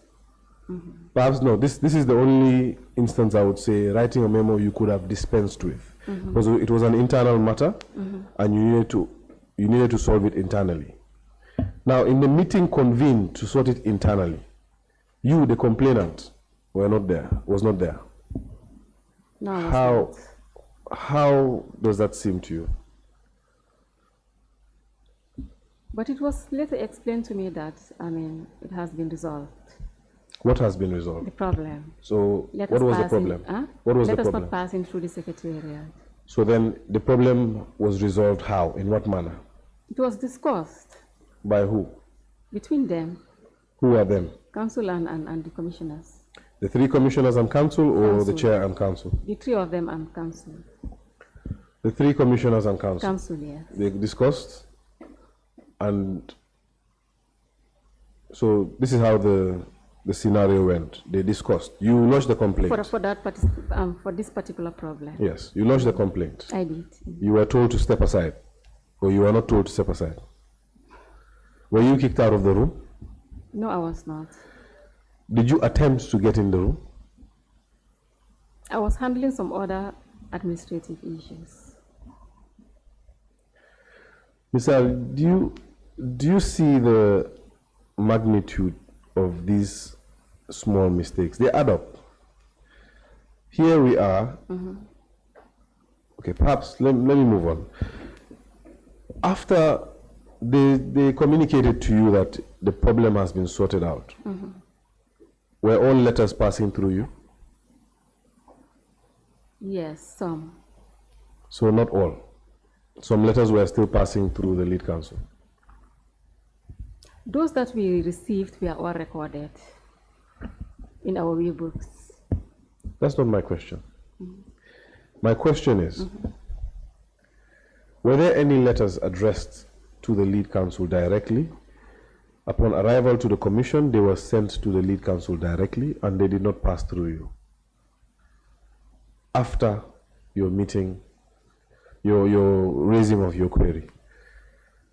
Well, I can't really tell, but some started coming in. So I don't know whether that was still the case or not. I am struggling to take that answer and move on. You were the secretary. When you assumed, you realized that there was an issue, that letters were not following proper channels. You raised concern to the relevant authority. The authority had a meeting. Which meeting you should have been there as secretary to take minutes of the meeting. You were not there. You were not kicked out. You were not told not to come. You were just told you lodged the complaint and a meeting occurred, and you were aware of that meeting. In fact, you were in the same vicinity, just attending to other things. Apparently, there were more pressing matters than that, and they could not wait for you. That was the reason now. What was the reason? That was the reason. I was attending to some other urgent issues at the secretariat. Did you have assistants? Yes. There was an assistant secretary from the Ministry of Justice. And what was their name? Mr. Kebabuya. That was the only secretary you had? Yes. Admin secretary. No, did you have assistants as secretary? He was the only one. He was the only one. So the name Fatu Drame does not ring a bell? Fatu was a member of the secretariat, yes, from the MOJ. And what was her role? She was the ministry's planner at the time. She was the? And planner, the ministry's planner, MOJ's planner. She was MOJ's planner? Yes, at the time. I see. And where was she stationed? At the commission. At the commission? Yes. So what is MOJ's planner doing at the commission?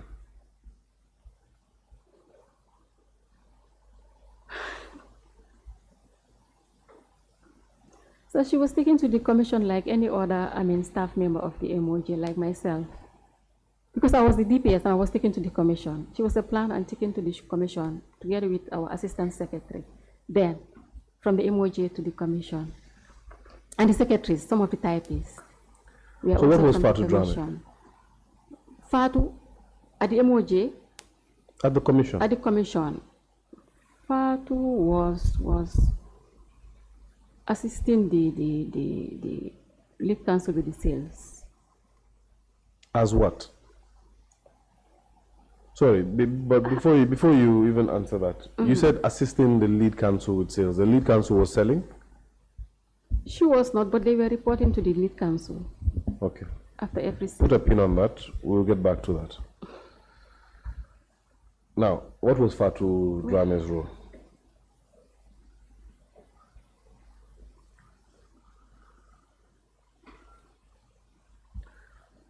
By the time I came in as the assistant secretary, Fatu was not doing any admin work at the secretariat.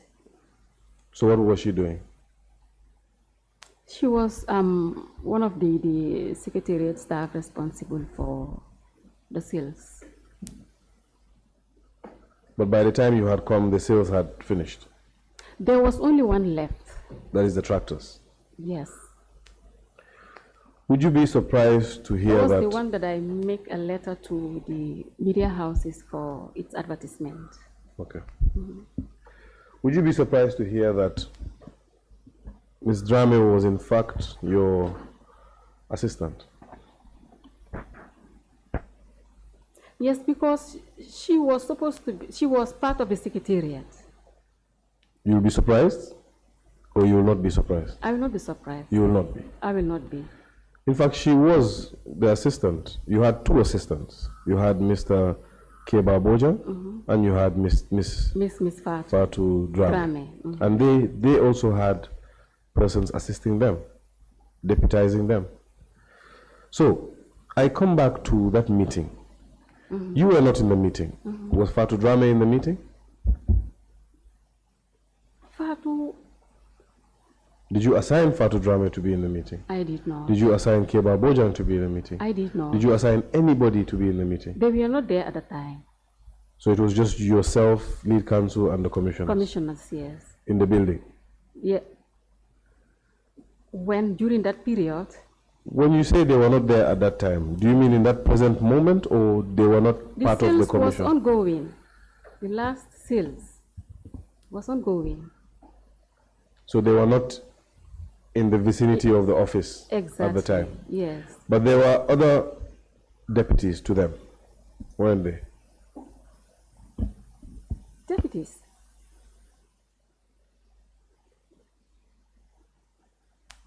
They were the only two assistants, apart from the secretaries and typists.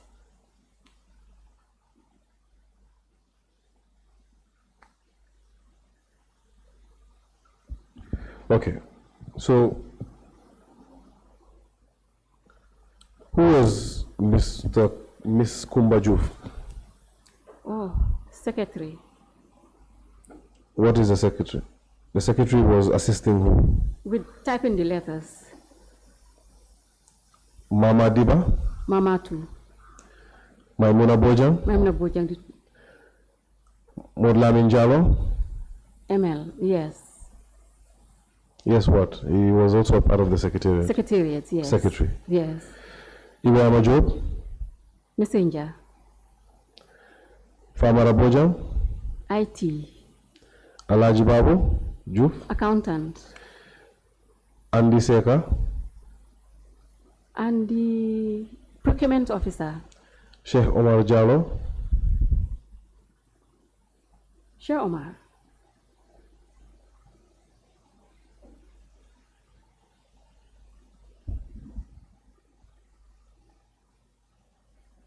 IT. You also have Binta Kamara and Abiba Tujalo.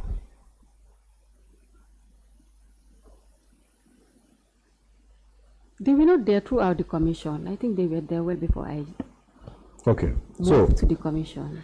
You have Fatou Drame, Kumba Juf, Mama Diba, Maimuna Bojang, and Keba Bojang. All under ML Jalo. ML. All secretaries. Correct? No.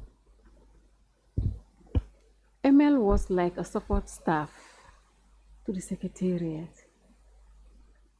What was his designation? ML was coming from the judiciary as a legal clerk. Yeah. A legal clerk. As a legal, yes. So he worked as, what, did the commission have any use for legal clerks? Was there a portfolio in the commission dubbed legal clerk? With the legal team, yes. So are you saying ML was with the legal team? But he was with the secretariat. Okay, Ms. Sarr, it is actually a fact from the report submitted by the commission that all the persons I have mentioned are part of the secretariat. Yes, this is what I'm saying. And not only that they are part of the secretariat, but they are assistants. There's a hierarchy from Mr. Kurang, you as the deputy, and you are assisted by 2 assistants. Yes, assistants the two, I two. agree, yes. Yes, and then they are assisted by 3 other persons. Now those 3 other persons, are you telling me they were also not available at the time you were having the meeting?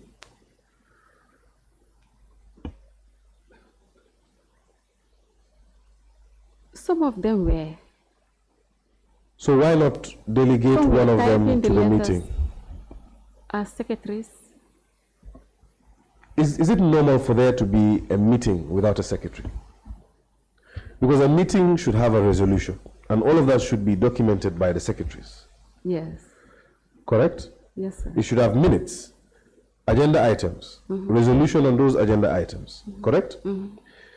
We don't know what the agenda item of that meeting that you prompted was. In fact, we're not sure whether it was they even spoke about what you think they spoke about. Maybe they spoke about lunch. Isn't it possible that they spoke about lunch? The lunch schedule? There were no minutes in that meeting. Okay. Would you see that is also another failing on your part?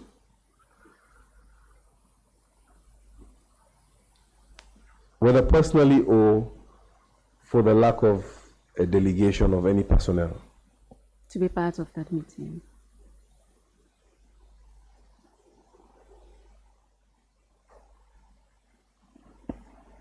Okay, I will spare you that one and move on. Okay. Did you take this, it is called work between council's office and secretariat? Did you take it as sacrosanct? Did you take it as binding?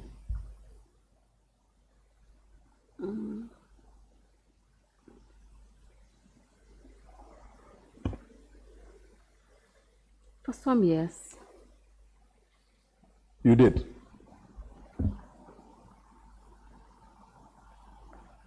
It was implemented without adoption, as no, you it was confirmed. not. It was not, because the memo, I believe, should have passed through the chairperson of the commission. Yes. So it was not adopted? It was not. But then you still took it as the gospel? Yes, because memos have to pass through the secretariat before they are. No, what I mean is the content, the instructions you're being given in the memo, you still took them, didn't you? For some, because some are partly, they are partly. So which ones didn't you take? Let's outline them. Which ones did you take and which ones did you leave out? You know, memos, incoming memos coming from outside cannot be stopped from, passing through the secretariat. So, whether I like it or not, they still have to pass through the secretariat. Incoming memos or incoming letters? Incoming. Letters from outside? Yes. Yes, but you just mentioned here that that was not the case, that letters were going to... Yes, for some. Some were passing through the secretariat, but Yes. some were not. And you complained? Yes, I did. And the meeting was held, allegedly, on those issues. Were the issues resolved? You were told that they were resolved. But in your day-to-day dealings, did you find that it was resolved? Well, after that, we used to receive some on behalf of the legal team. Do you know and then what we forward some? to her office. The word "some." I'm sorry. I'm not sure I'm a whether that linguist, was so all. I belabor on these small petty things. Sorry, but the word "some" makes an inference that there are others that are not following what that "some" is following. You know what I mean? Well, we used to receive some letters. I don't know whether that was all after that, after the meeting. Okay. Look at 2 on memos. I'll read it for you so that we gain traction. All incoming letters addressed to council or secretariat from outside usually passes through the secretariat. This is normal, correct? And this is what any head of secretariat would strive to have, right? Every single correspondence passing through you, correct? Yes. All right. It goes on to say all should be forwarded to council. Is that correct? That every single letter should be coming into the committee? Yes. Should be forwarded, to council? They should pass through the secretariat. I understand passing through the secretariat. We agree with that. Yes. Now, once they reach secretariat and the letter is perhaps for the attention of the accountant or the IT person, Yes. should that still go to lead counsel? No. Okay, so then that means you did not take this instruction. Did you? I did not. So you're in fact saying that it was an operational policy that not all documents were copied to councils.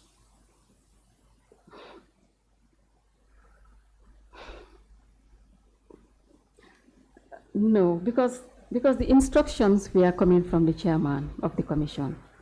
I'm not talking about instructions here.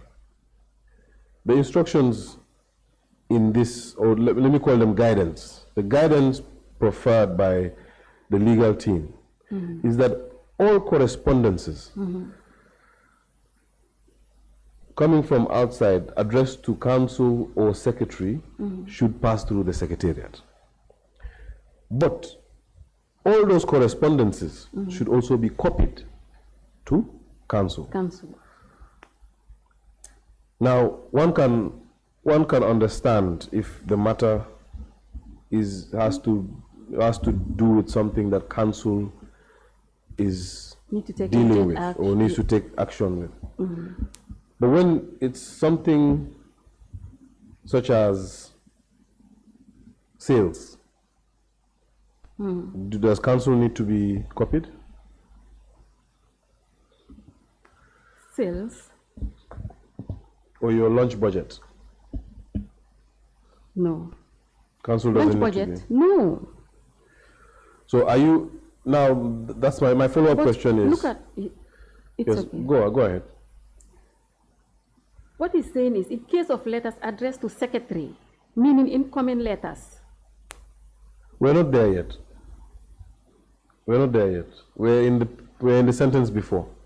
Okay. All incoming letters addressed to council or secretary from outside usually passes through the secretariat. Yes. Which we agree. Yes. That is normal modus operandi. Yes. Go on.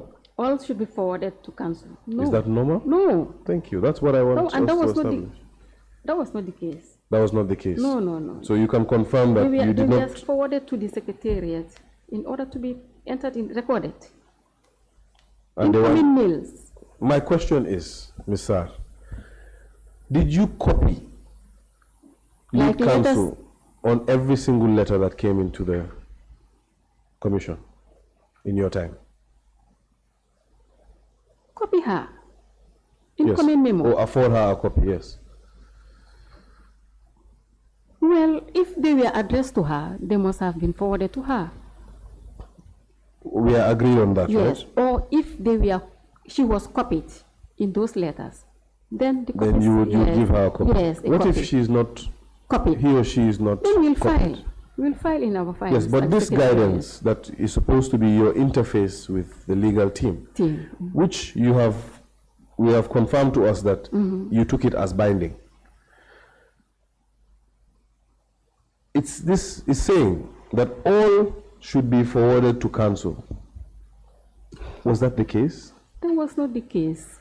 Incoming mails, they should be filed. We're not talking about what should or what should have not happened, because if we're to delve into what should and what should have not happened. Those that were addressed to this secretary. Yes. They were filed. They were filed. Yes. And those that were addressed to other parts of the... Like the commission, the chairman will file and then take it to the chairman. Do you give a copy to lead counsel? No. So you did not adhere to this then? No. All right, you can read the next one.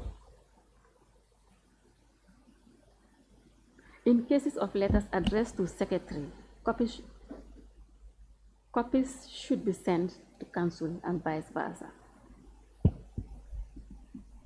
So?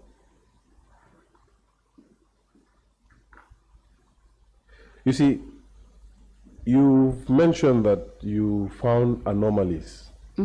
And I can agree with you. Some of the anomalies are on the face of this document.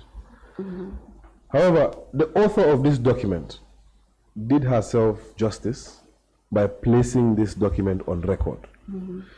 You said you have disputed some of those instructions, and you seem surprised as to the content of this memo, which was addressed to you. But you have nothing on record contesting any of these instructions. In fact, you just told us today that you took this as binding, as sacrosanct. Sir, I just told you that this was not approved by the chairman. Was and it I tabled? received my instructions from the chairman Was of it the tabled? commission. It was not. It was not tabled. It was not. Okay, so the question of approval It does was not... forwarded to him, yes. It was. Okay, the memory It was. is jogging. Take your time. What happened when it was forwarded to him? It was forwarded to him, and what he told me was like, I can only get instructions from him and not from any other.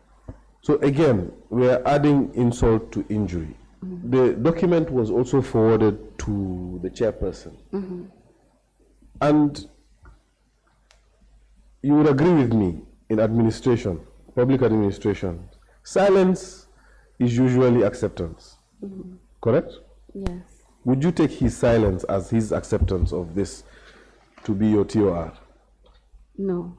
Did he mention to you that he is opposed to this part, this part, this part? At some You're point. under oath, Ms. Yes. Sarr. Take your Yes. time. Yes. Do not give... I'm trying to avoid the sum. Sorry? Sum.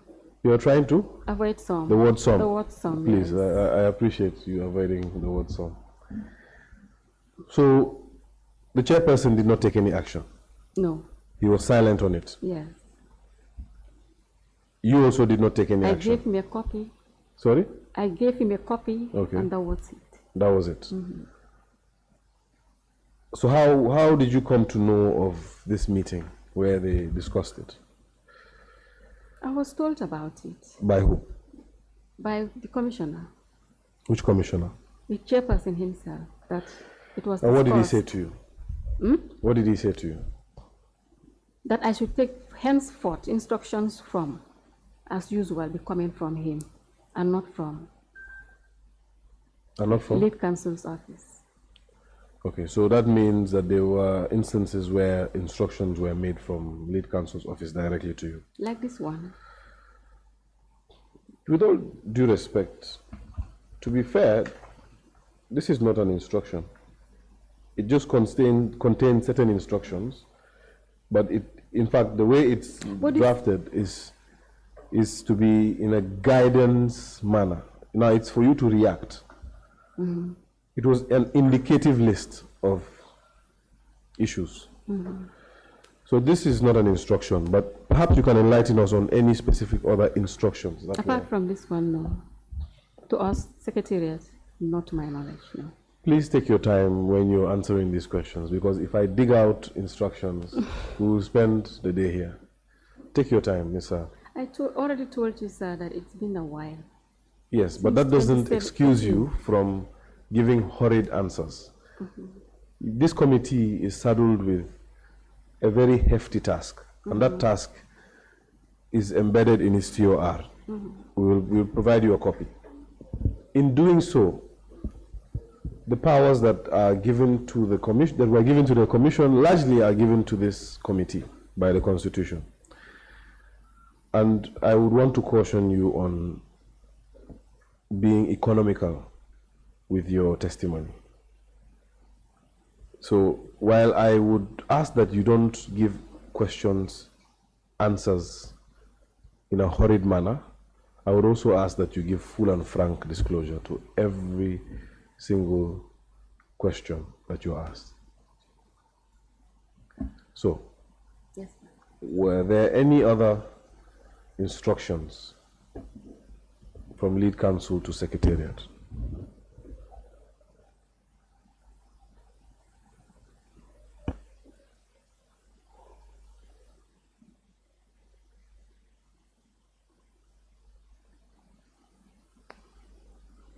We leave that for now. yes, please. And perhaps jog your memory in the meantime. Look at 4. Can you read out 4?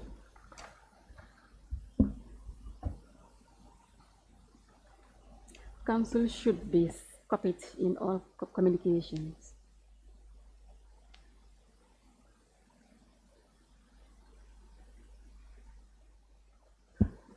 I didn't quite get that. Yeah, you need to speak into the mic. 4 says, council should be copied in all communications. That was very Perhaps clear. going out of the commission. I don't believe this sentence qualifies it. Council was very clear. If there's one thing I can give council, That she should is be that she copied. was very clear on what she wanted and how she wanted you to work with With her. the team. And it's that you should copy her on all, or rather copy the team on all communication. Going out of the commission. Does it say going out of the commission? Does it say that? Or is that what you understood it to be? Is that what you understood it to be? It's everything. Maybe memos from Secretariat to the chairperson. So did you understand this when I it do, was? sir. I What do. do you understand it to be? That all communications within the commission should be copied. She should be copied. Within the commission. Yes. So although the 4 does not say within the commission, I'll give you the benefit of that because you were the one it was addressed to. That was your understanding. So all communications within the commission, she should be copied. And communications were done through email, memos, and sometimes verbally. Right? Is there any other medium? Oh, no. Those are the 3. What email address did you use?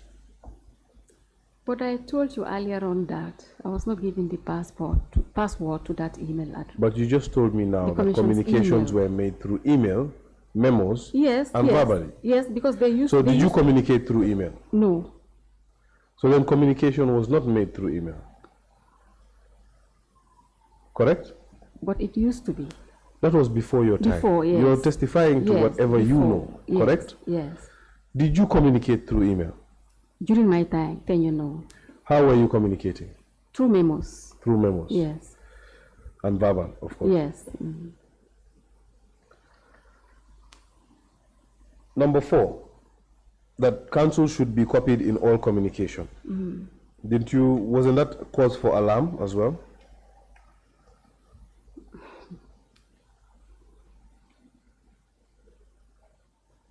Yes. It was cause for alarm?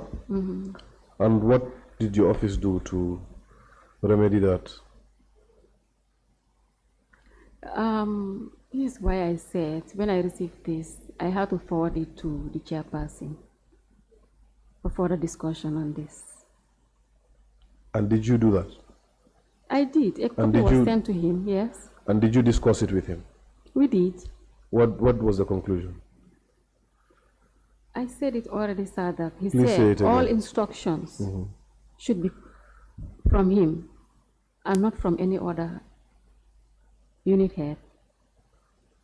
So that was after the meeting Yes. that was had with Yes. council? Yes. Okay.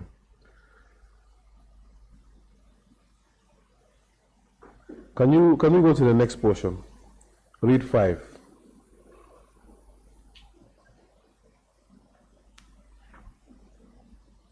Oh, process servers should reconcile. No, 5. There's no 5 here. The next part. Turn the page. Document schedule. 5. Yes, document schedule, but 5 under that. Oh, okay. Council's office may also require exhibits out of sittings, hours to use or make copies. This should be noted by the Secretariat.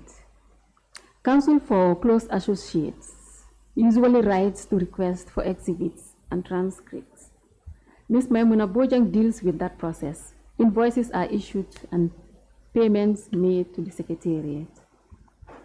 What was your understanding of this?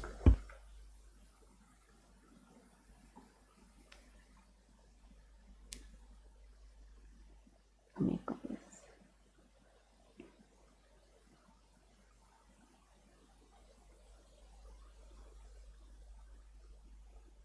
Oh, the exhibits were kept by Maimuna. Maimuna was the one in charge of the exhibits.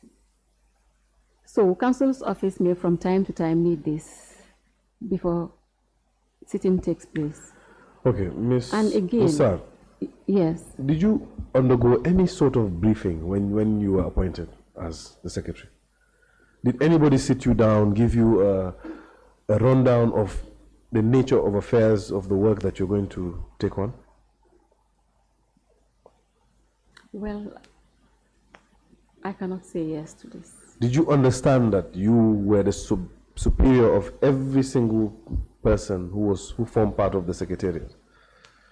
Yes. Was that your understanding, that you were Yes. the overall superior? Yes. So in fact, Ms. Bojang could have not been in custody of anything. It was rather Ms. Sarr that was in custody. You are the custodian of every single document, every shred of document of the commission, correct? And by way of delegation, Ms. Bojang would be seized with whatever responsibilities you attach to her, correct? So I find this part strange, that you would need advice or guidance from the legal team to tell you how to operate your secretariat. But, I mean, this was not requested from her in any way. I understand, and Yes. I had noted that this was done impromptu by her Yes. to guide your relationship between Her office and the Secretariat. yes, but at times you can see the guidance will be straying away. Was this your understanding, that Miss Maimuna Bojang will be dealing with such processes? And was it also your understanding that you were the head of the Secretariat to run it by your TOR as you please, with your discretion? Did you understand that? Yes, I did. But then you didn't have a TOR. So of course you will be driving in the dark. But as head of Secretariat, You have, yes, so can you reckon this And maybe with the this fact was that you the were case. head of Secretariat? sorry. Can you Mr. reckon this number 5 with the fact that you were head of Secretariat?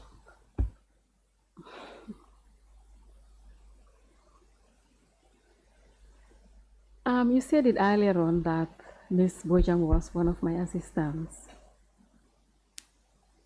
Yes, I did. Right. So each one of them were assigned. We are given different assignments. I'm sure they were So given Maimuna assignments was by the reporting- former Yes. secretary. Secretary, yes. Yes. And he was reporting to him. And the former So when secretary I- also handed over to you? Yes. And handed over all these reporting lines to you? Yes. What was this doing here then? What's your understanding of this vis-a-vis your handing over notes? The exhibits.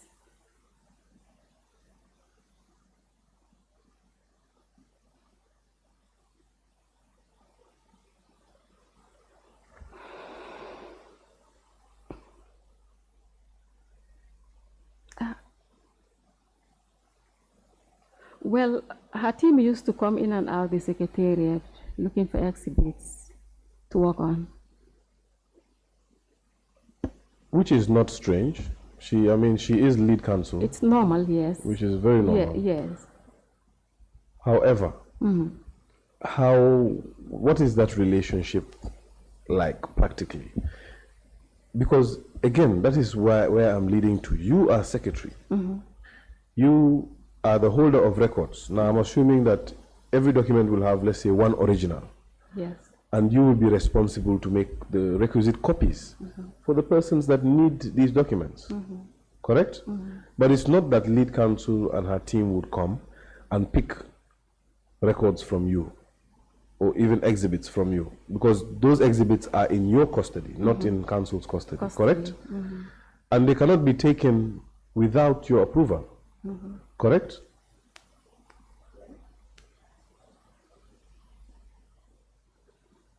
Is that the case?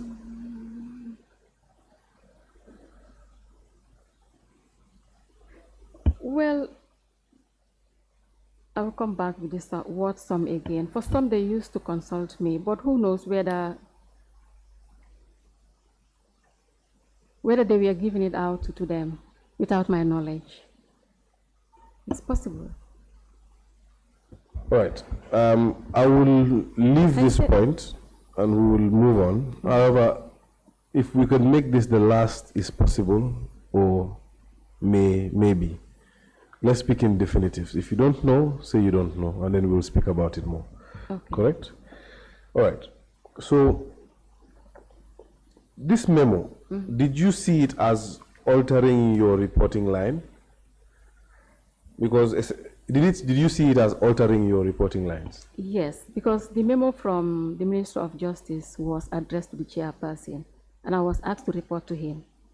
So, like the chairperson said, you were asked to report to him through a memo? Yes, this memo was addressed to the chairperson of the commission and not to the lead counsel. And where in that memo does it say that you should report to him? It was addressed to him. The addressee is the chairperson of the commission.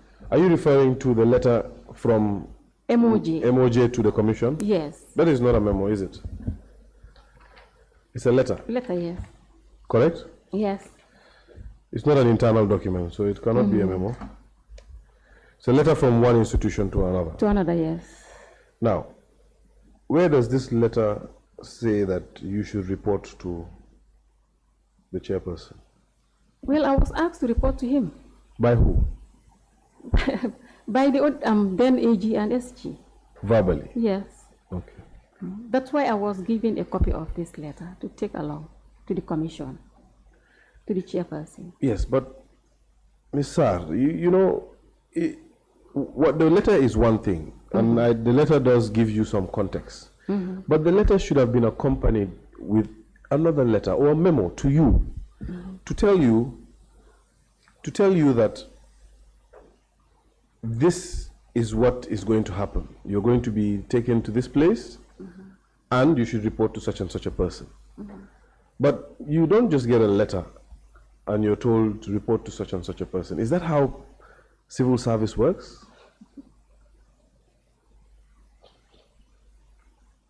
Is that how it works? Oh no, but since there was no appointment letter to that effect, this is what I was given to report to the chairperson. Madam, you should be speaking on the mic, please. Can you use the mic? Sorry, sir. Go on. I said this was given to me to report to the chairperson of the commission. And this is what I... You know, Ms. Sarr, a technocrat of many years. And I don't need to tell you the anomaly in this whole transaction. It reeks of irregularity. Would you agree? Yes. And as the technician, you did not see the need to regularize that anomaly, did you? I said it since at the beginning. At this point, we'll have to come back to it, because if you want to still rely on the letter, the letter is not addressed to you. The letter wasn't addressed to you. The letter has no direction to you to report to anybody. The letter is conveying a message to the chairperson. I understand that this is a viable letter to give you context. However, don't you think this letter should have been accompanied by another letter, a memo, so to speak? We agree on that. You did not also prompt the issuance of a letter to you. We are also agreed on that it's also an anomaly. So we can't, if we agree on those things, we can't go back to rely on this letter again. Do you get my point? We need to put this letter to the side for now. Okay. Okay. I would ask Honorable Chair, before I move on to another point, perhaps we can take a break here and come back and proceed. Yes, correct, Council. We can take the lunch break for now, and we will resume at 3 o'clock. All right, meeting adjourned till 3 o'clock. Thank you. Okay, thank you.